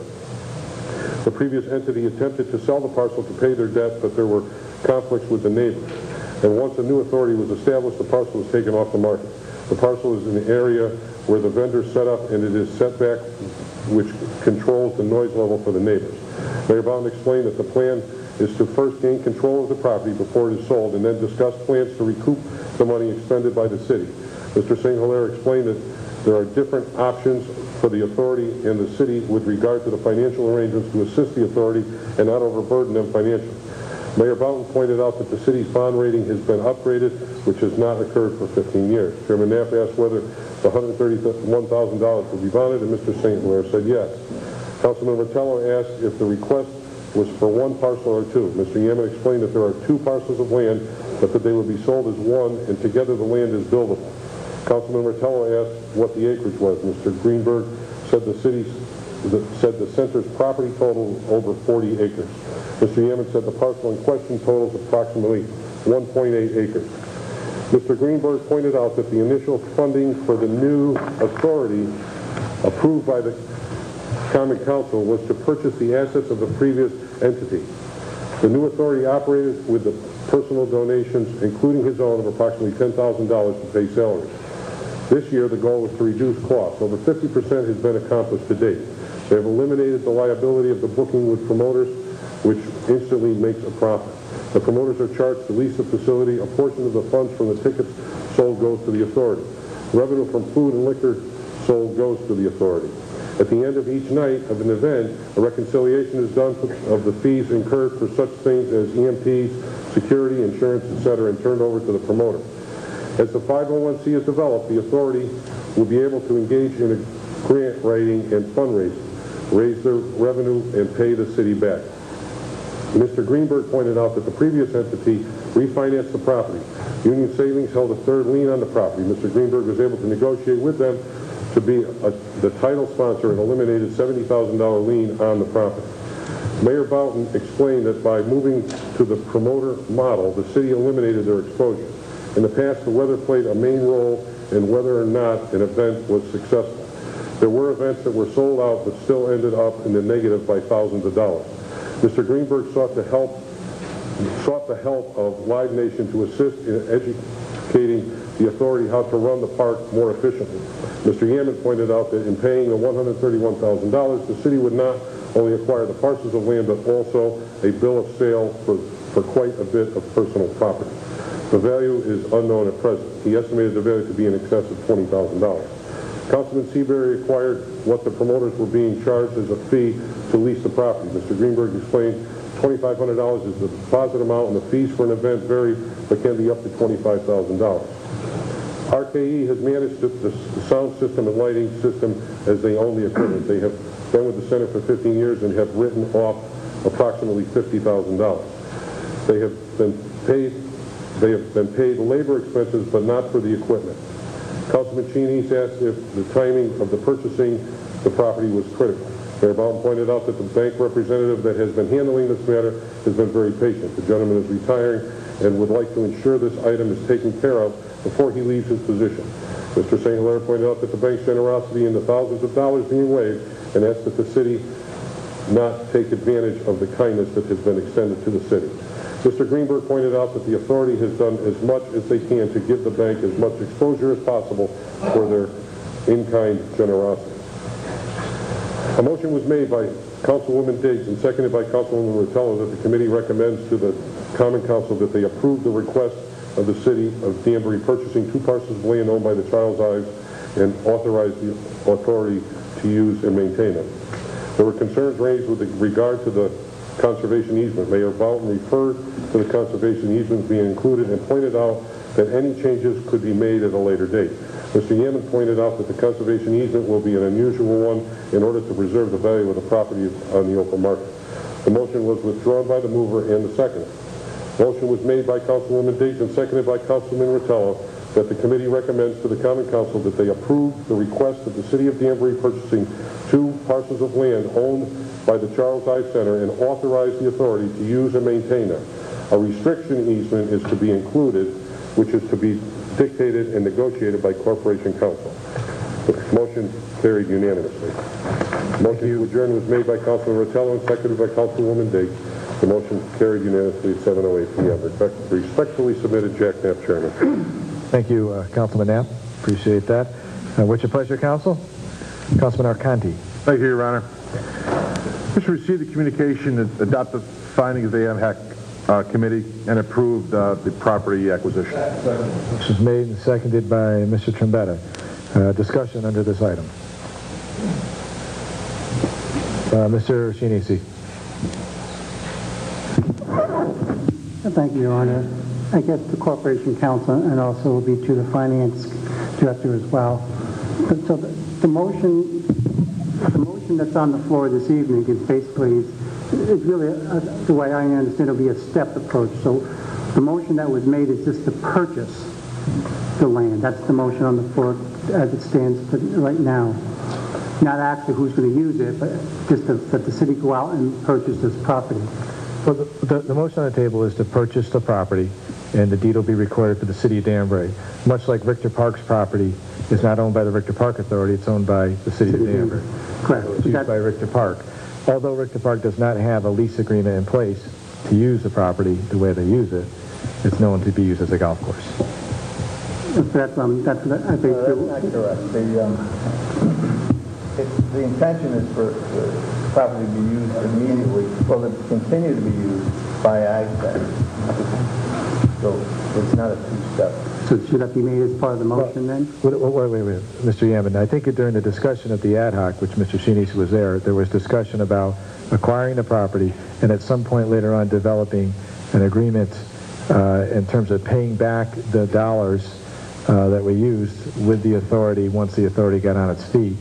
There might be some applied thought about that where you, I guess what Mr. Yaman is saying, Mr. Shinisi, is that the property can be used by the ICE authority right now, but we do expect another step coming back in with an agreement related to payback. I think that was the issue, so there might be a little bit of confusion there.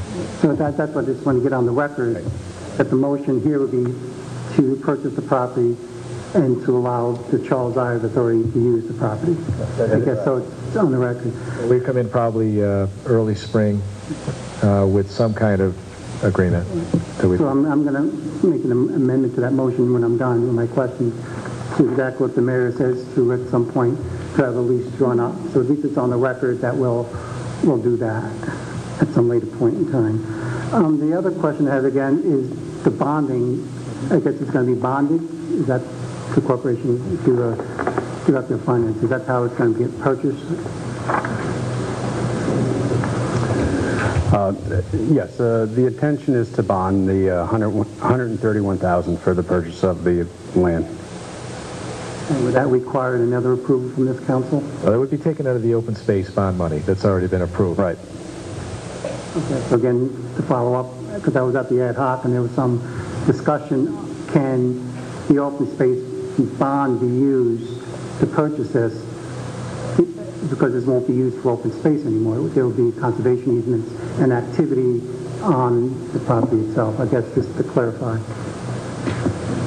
Mr. Chinisi, that's correct. It's clear from the approval of the open space bond that the council had authorized before that when the city went ahead to purchase open space property like this, this would return to the council together with the trappings, if you will, of the transaction, which is explained to you now, and you would approve that or otherwise. But yes, this belongs in the open space classifications already approved. I think, if I can interject, not trying to rephrase Mr. Shinisi's question, but I think what he's asking is, does this meet the requirements of the bond? Because there will be some passive recreation going on there, but I guess the answer to that is that in all of our acquisitions, there's passive recreation going on of all of our properties, hiking trails, biking, things of that nature. So. Figures a lawyer answers a different question all the time, but yeah, the answer is yes, correct. That's correct. Again, don't go.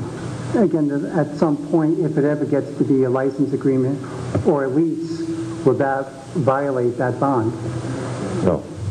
No, you're buying it under that, pursuant to that bond as open space now. That's what you're approving.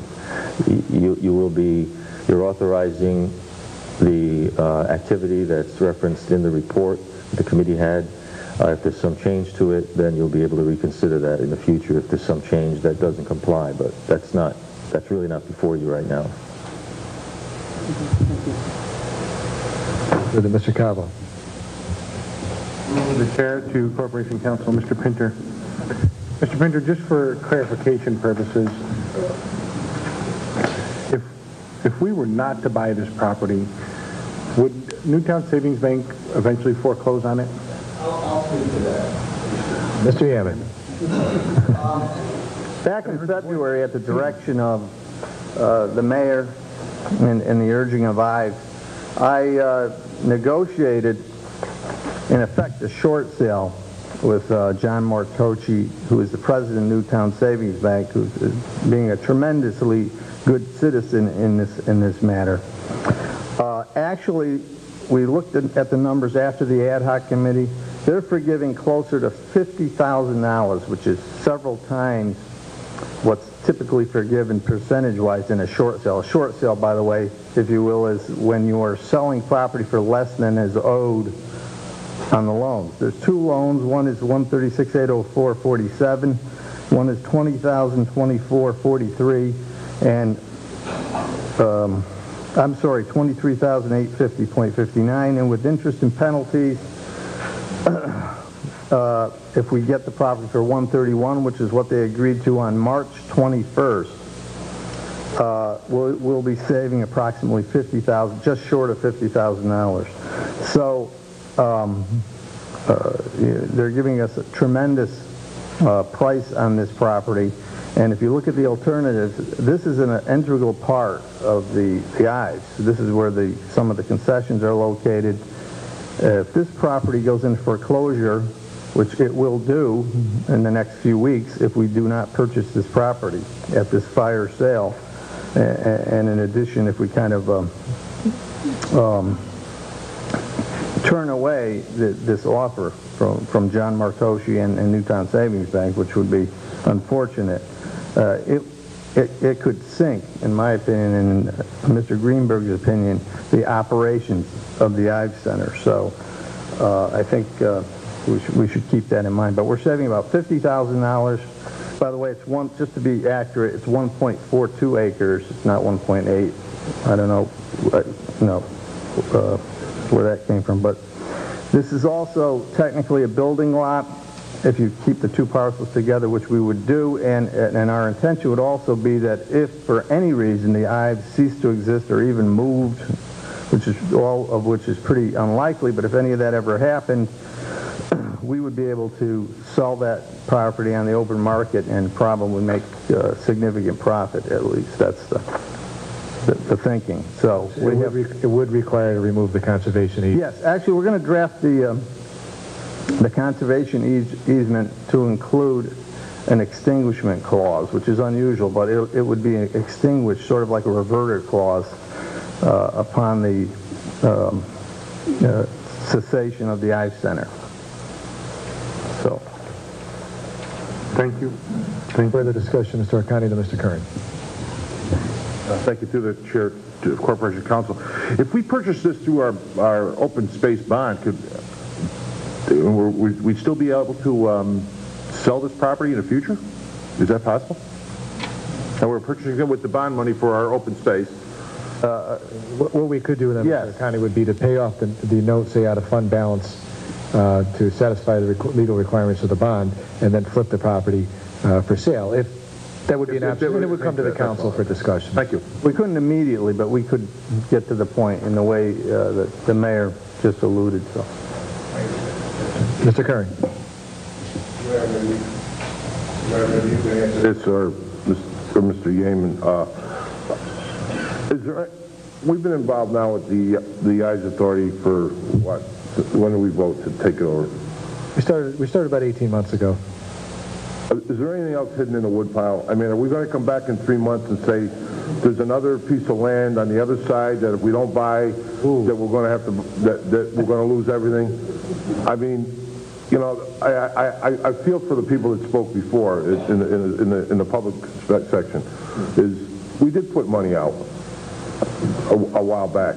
And now we're going to get, and I got to vote for this. I mean, it would be, well, I'm not going to say we'll be idiots, but I mean, we have to go with this deal the Newtown Savings Bank has given us.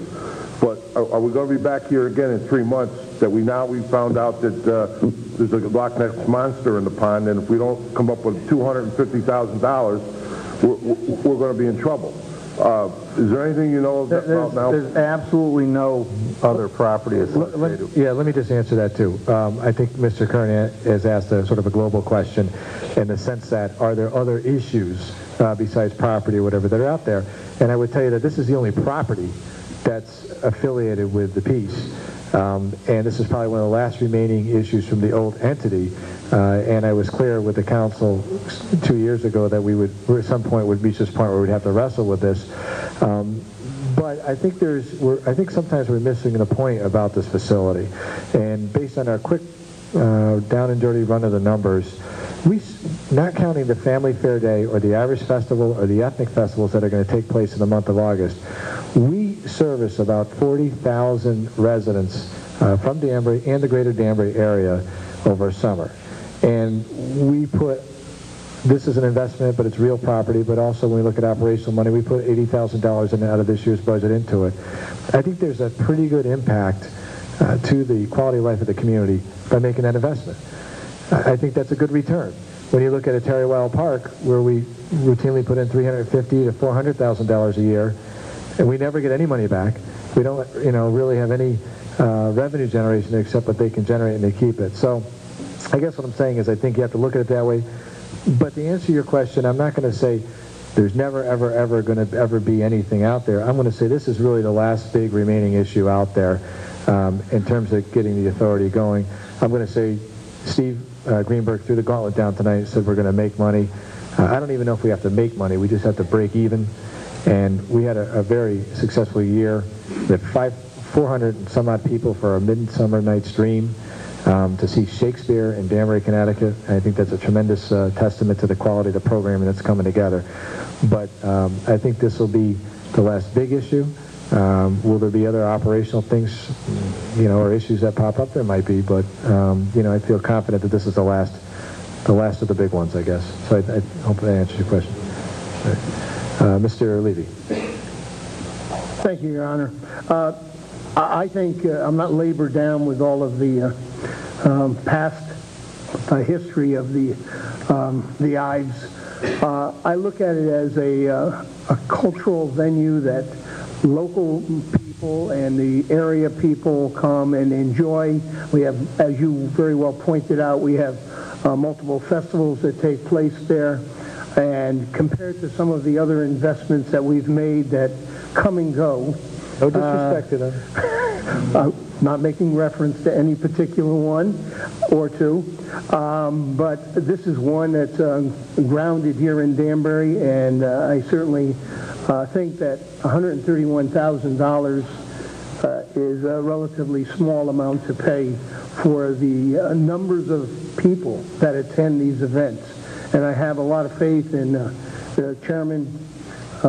He's indicated at the subcommittee meeting or the ad hoc committee that he has faith in it. He put $10,000 of his own money into it, which someone that puts money into it actually has a vested interest in doing something good for the community, and I'll support it, and I hope it works out well. Thank you, Mr. Levy. Any other discussion, Mr. Rotello? Thanks, Your Honor. I just echo Councilman Kern's concerns. This is something that we have to vote for. I mean, the last thing that we can have at the Ives Center is someone buying the land from the bank and building a house there. It would be a disaster. But, you know, I don't think anybody here wants to vote for something because a gun is being held to their head. And that's probably not the best reason to vote for this. With all due respect to Steve Greenberg and Don Whedon, who have managed to pull Ives back from the brink and are doing a great job.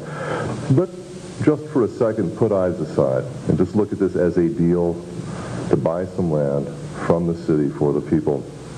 It doesn't have to be at the Ives Center. It could be on the south side or the east side or the north side near New Fairfield, near a reservoir, near a greenway.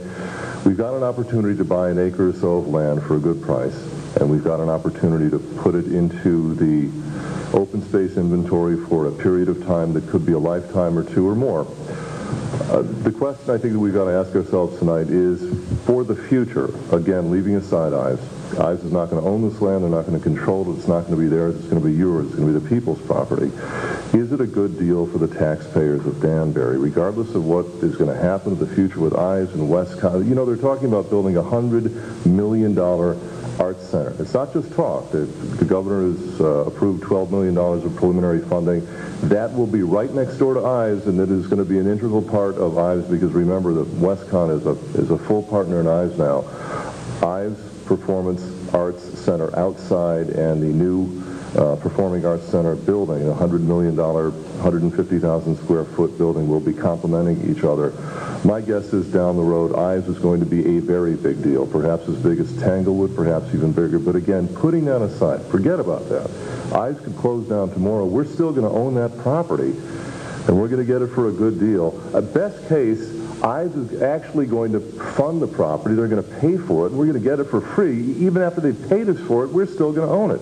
It'll still be ours to do with what we want down the road. So I think I have to ask myself, nobody up here is a bigger fan of Ives, but I've got to ask myself, is the deal itself good for Danbury? And I've looked at this for the last couple of weeks, and I have to say yes. Thank you. Thank you, Mr. Rotello. Further discussion. Mr. Calandrino, Mr. Perkins. Your Honor, I'd like to move the question. Okay, motion's made to move the question. Is there a second? Seconded by Mrs. McMahon. And Mrs. Stanley. So you have a third in there. We'll do a roll call vote. And I'm going to ask the clerk to please call the roll. A yes vote means we'll move the question and vote on the underlying motion. A no vote means you want to discuss the issue more.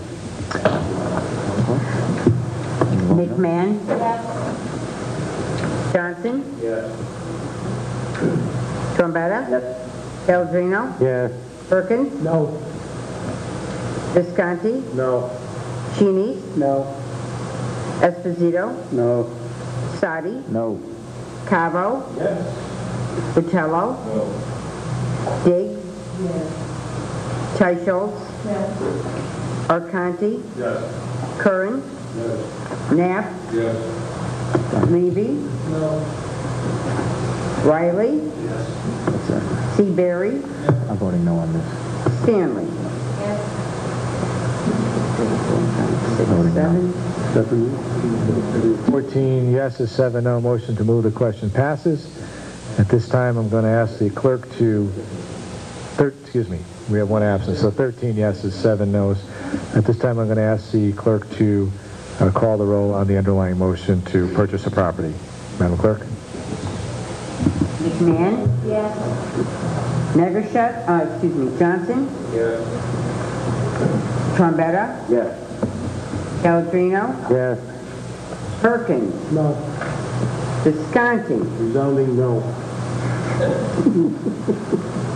Denise? Spit it out. Esposito? Yes. Sadi? No. Cabo? Yes. Botello? Resounding yes. Diggs? Keichel? Arcanti? Yes. Kern? Yes. Knapp? Yes. Levy? Yes. Riley? Yes. Seabury? Yes. Stanley? Yes. 1, 2, 3. There being 17 yes and 3 no's, the two-thirds requirement being met, motion passes.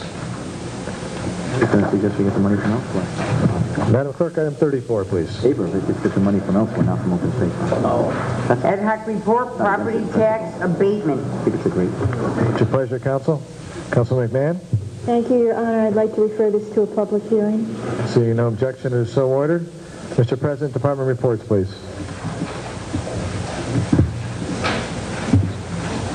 Your Honor, I'd like to make a motion that we waive the reading of the departmental reports as all members have copies, and copies are on file in the city clerk's office. Motion is made and seconded by Councilman Trombetta. Let's try that. Who was Johnson? Councilman Johnson made a second. Discussion on the department reports. Mr. Cavo and then Mr. Perkins. Thank you, Your Honor. At this time, under department reports, I'd like to make 2 comments. One would be to Wayne Shepard for the fabulous job that he did with the Nutmeg Games and all the efforts that he put forward into that, and it was appreciated by both the games and by the city, and thank you to that.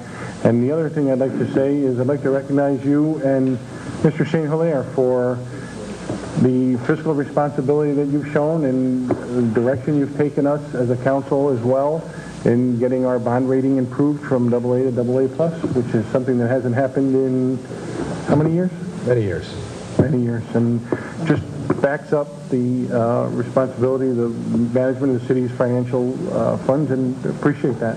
Thank you. Thank you. Just to dovetail on that for the council information, we just got notice from Fitch, another one of our bond rating agencies, that we are undergoing review, and we hope to have some good news about finally reaching the apex of AAA if things go well. So all good stuff.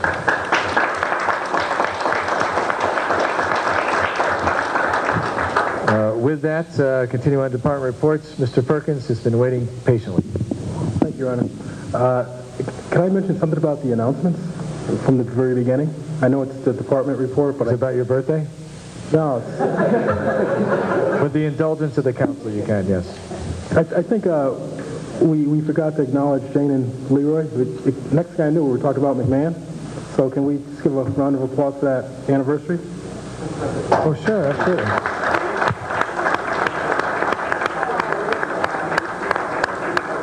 Right? Okay.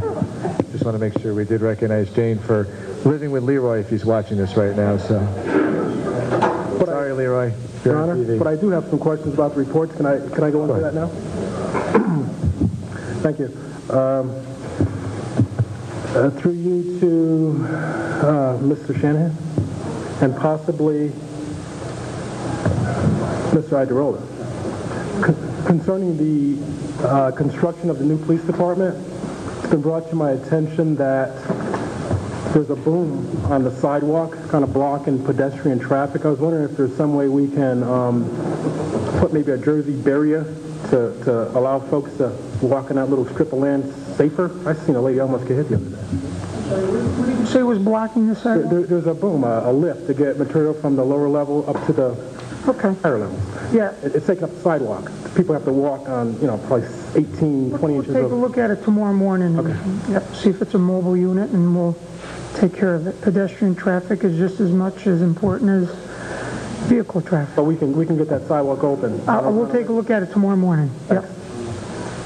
Follow up, please. Thank you.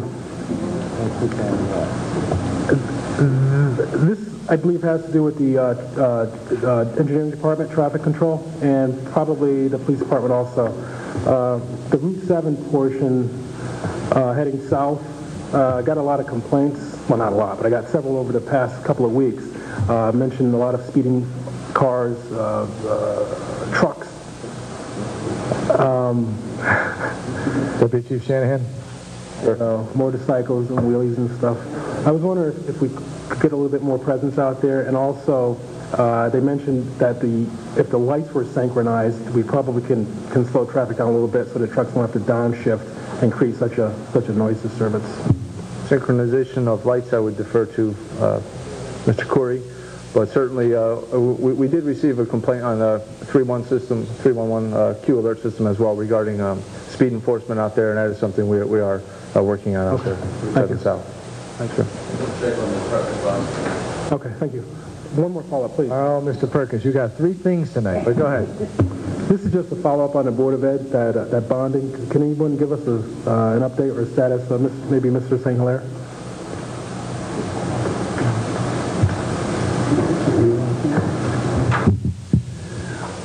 I've been in contact with Elio, and he's asked me, where's the money? So that's about all I know about it. We're going to be talking about it probably next week, about the status of their computer purchase. We just received the money, I think it was, what, Friday? Last week. Yeah, Friday, and so we just haven't connected on the distribution of that money. Okay. All right. So typically it takes about 30 days to get the... Well, they would undoubtedly, they probably have already submitted the order in anticipation of the funds coming in, because we've already had our schedule placed about 6 weeks ago as far as our closing of the bonds and all that. So they knew when we were going to get our money in. I told them 6 weeks ago. I'm not sure if the order went in, though.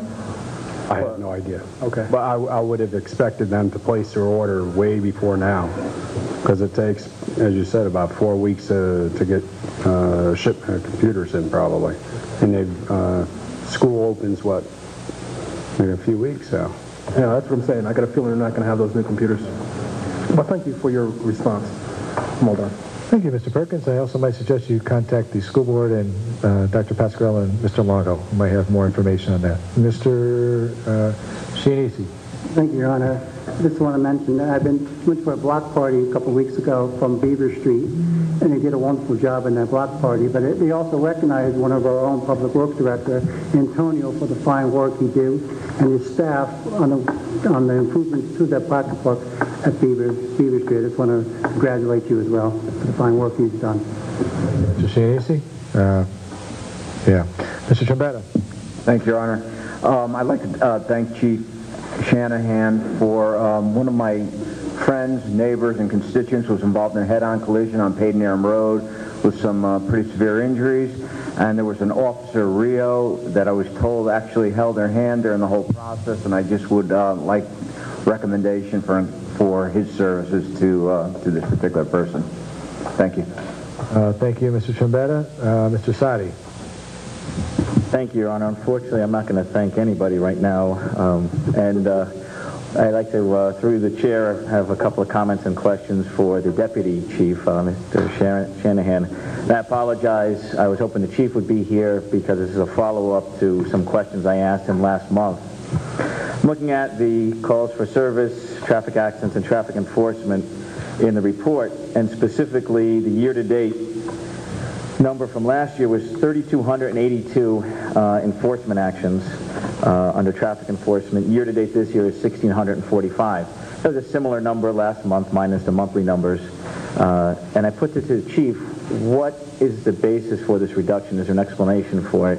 He seemed somewhat frustrated and said to me, it's a staffing issue. I don't have enough guys, or guys and gals.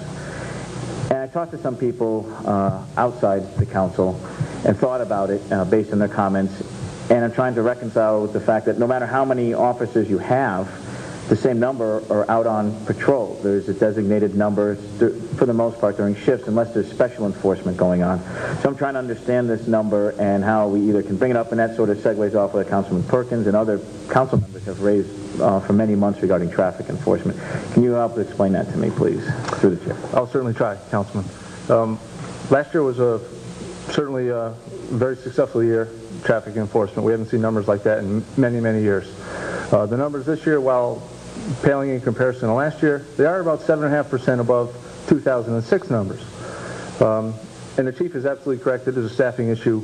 If I can explain it in this manner, we're authorized 152 officers. We currently have 148. We have 3 on injury leave. We have 7 on light duty. We have 2 in training. We're effectively policing the city with 136 officers. For going back to last year, March, April, May, June, we were fully staffed, which had not happened in a while. The chief issued a special order called Proactive Police Details, which instructed shift commanders on how to assign officers that were over and above contract minimums.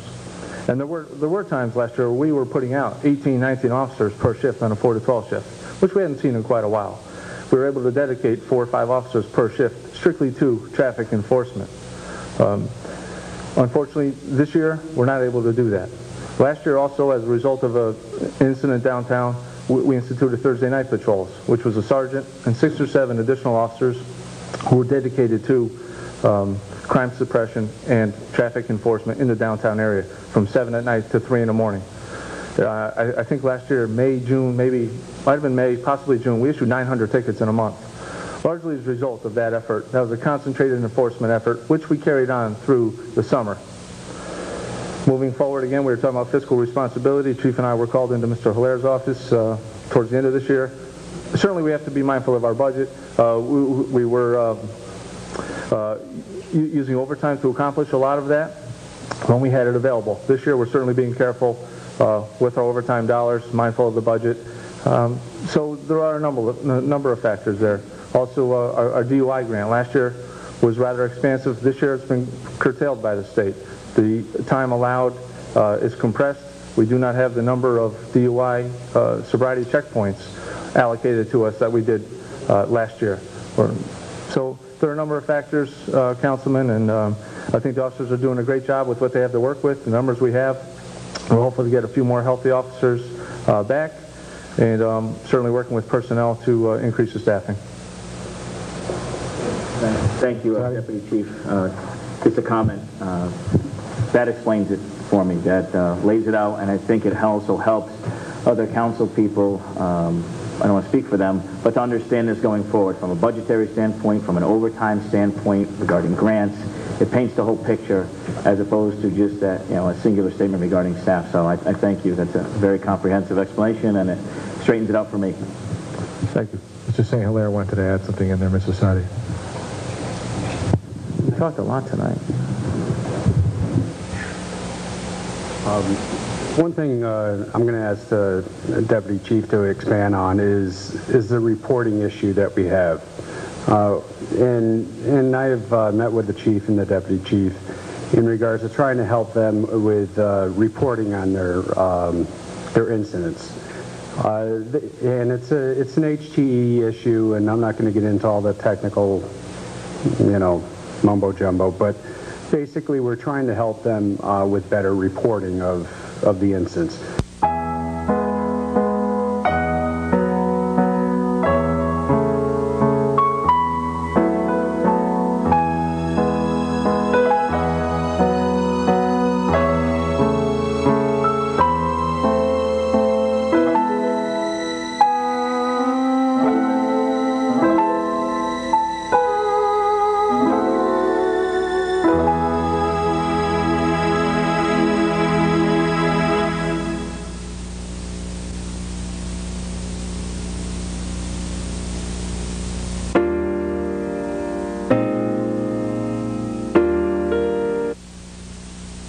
On that, as far as if I'm explaining that properly from your standpoint. Well, I think it's certainly been well documented. We certainly have technology needs, and we've been working with Mr. Anderson and his staff at IT in terms of being able to. We do an awful lot at the police department. There's an awful lot of activity that goes on, but extracting that data from our system and be able to report it to you in a meaningful manner, in a readable format, sometimes isn't the easiest thing for us to do. So, and that's all part of it in terms of our crime numbers. So we pull out raw numbers for you, very basic, but that's what we have right now. Shanahan, Mr. Sadi? To clarify, I wasn't going to go in this direction of questioning or commentary, but I understand the need for better reporting systems, upgrading to computers. You guys break your back down there at the department, and the city is trying to help. I know these council members are appreciative of everything the department does and the officers do. I know I am, but that's the new technology, aside from maybe a more legible format, which this is fairly legible to me, may ease the reporting requirements, but it's not going to change the numbers. Are you sort of intimating that there's any effect on the numbers here, or are these numbers accurate? No, I don't think that there's any... Wait.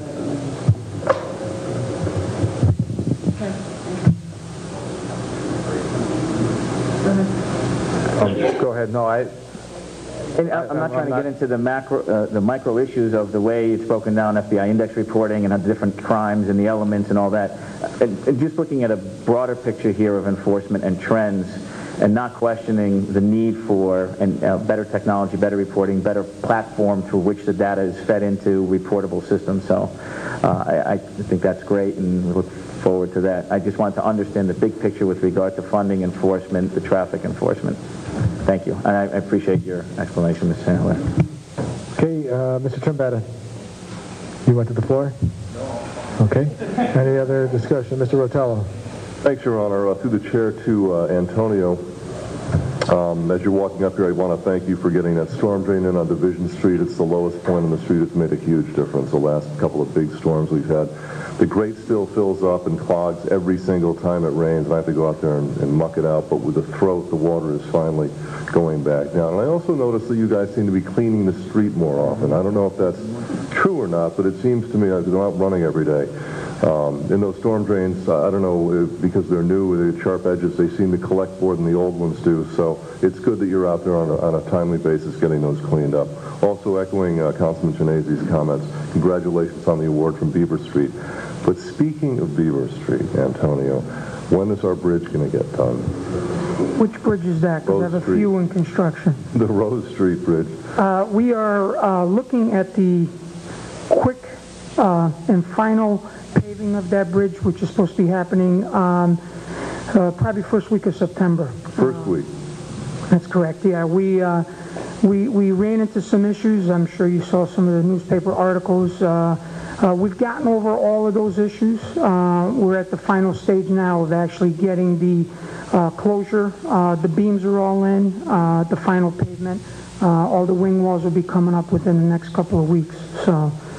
And all over that bridge, that is a complicated design. A very complicated bridge, and you know, you're maybe one of a couple people that have actually gone down there and taken a look at it. And it's an old 1890 bridge that was expanded, and there's a river running underneath the parking lot immediately adjacent to the manufacturing site, which, when we took a look under there, was collapsing quite a bit. So it impacted our construction severely, and we ended up re-engineering quite a bit of that bridge in order to deal with the field issues. So, but yeah, and I apologize to a lot of the people that use that as a commuting road. I commute down that road. I no longer can, so I'm pushing it too. But it's been a tough bridge. It's probably one of the toughest bridges I know I've done. I've been doing bridges since probably 1988, and so is our city engineer.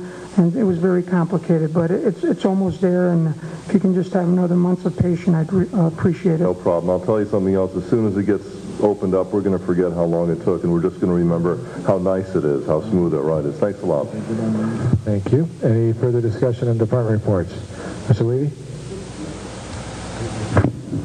I kind of hate to drag it out. I know everybody wants to go home, but I have to make mention. I see Scott Leroy over here, and I'm reading in his department reports about collection of food, and I was wondering how that actually takes place, and it's redistributed 179 pounds of boxes of meals and insure, and how that happens, and the people that do that should, comments should be made thanking them for doing that. Hi, I'm the welfare director, and it's actually my medical caseworker, Catherine, who goes around to City Hall and collects food from all the municipality employees and then redistributes them to local pantries who are in dire need of refilling their pantries. She does a fine job at that with her little Well, it's shopping cart. duly noted and appreciated by the community, certainly, and thank all the people for their hard work. Thanks. Thanks, Caitlin. Any other discussion on department reports? Seeing none, then I'll try your minds on acceptance of the reports. All those in favor, please signify by saying aye. All opposed, signify by saying nay. Okay, before we go, I got a couple of announcements I just want to go through with you. I want to congratulate Scott Ferguson on being a certified tax collector. Good job, Scott.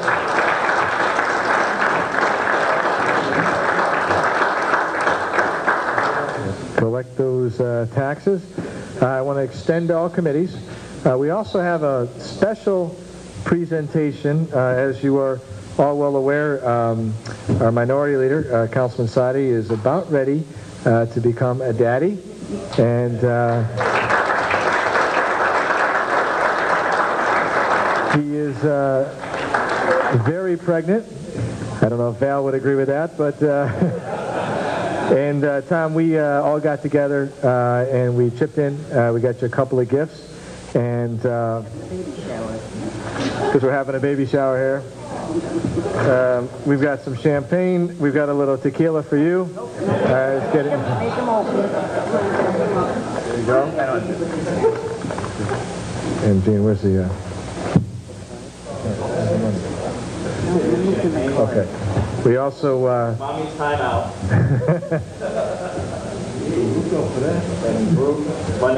Thank you very much. You're welcome. There's also a card in there with a, we all chipped in. It's a few bucks from all of us for any gifts that you want to purchase for your new children.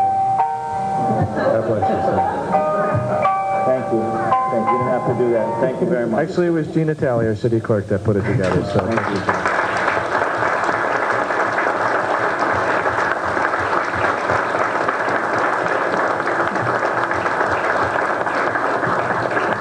Wish you best of luck. We know everything's going to go great, and we'll be anxiously watching our text messaging to find out how everything went and when the big day happens. So good luck to you and all the best. I don't think so. That's a resounding no. Let's not get crazy, Charlie. All right. Show the first one. Is it going to be Yale or Harvard?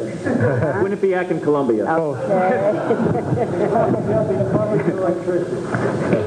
I don't know if you saw the elephants on here, Tom. We were looking for donkeys. There wasn't anything. Elephants and tigers. Okay. With that, I'll entertain a motion to adjourn. Made by Councilman Seabury, seconded by Mr. Cavo. All those in favor of adjournment, please signify by saying aye. Aye. All opposed? We're adjourned.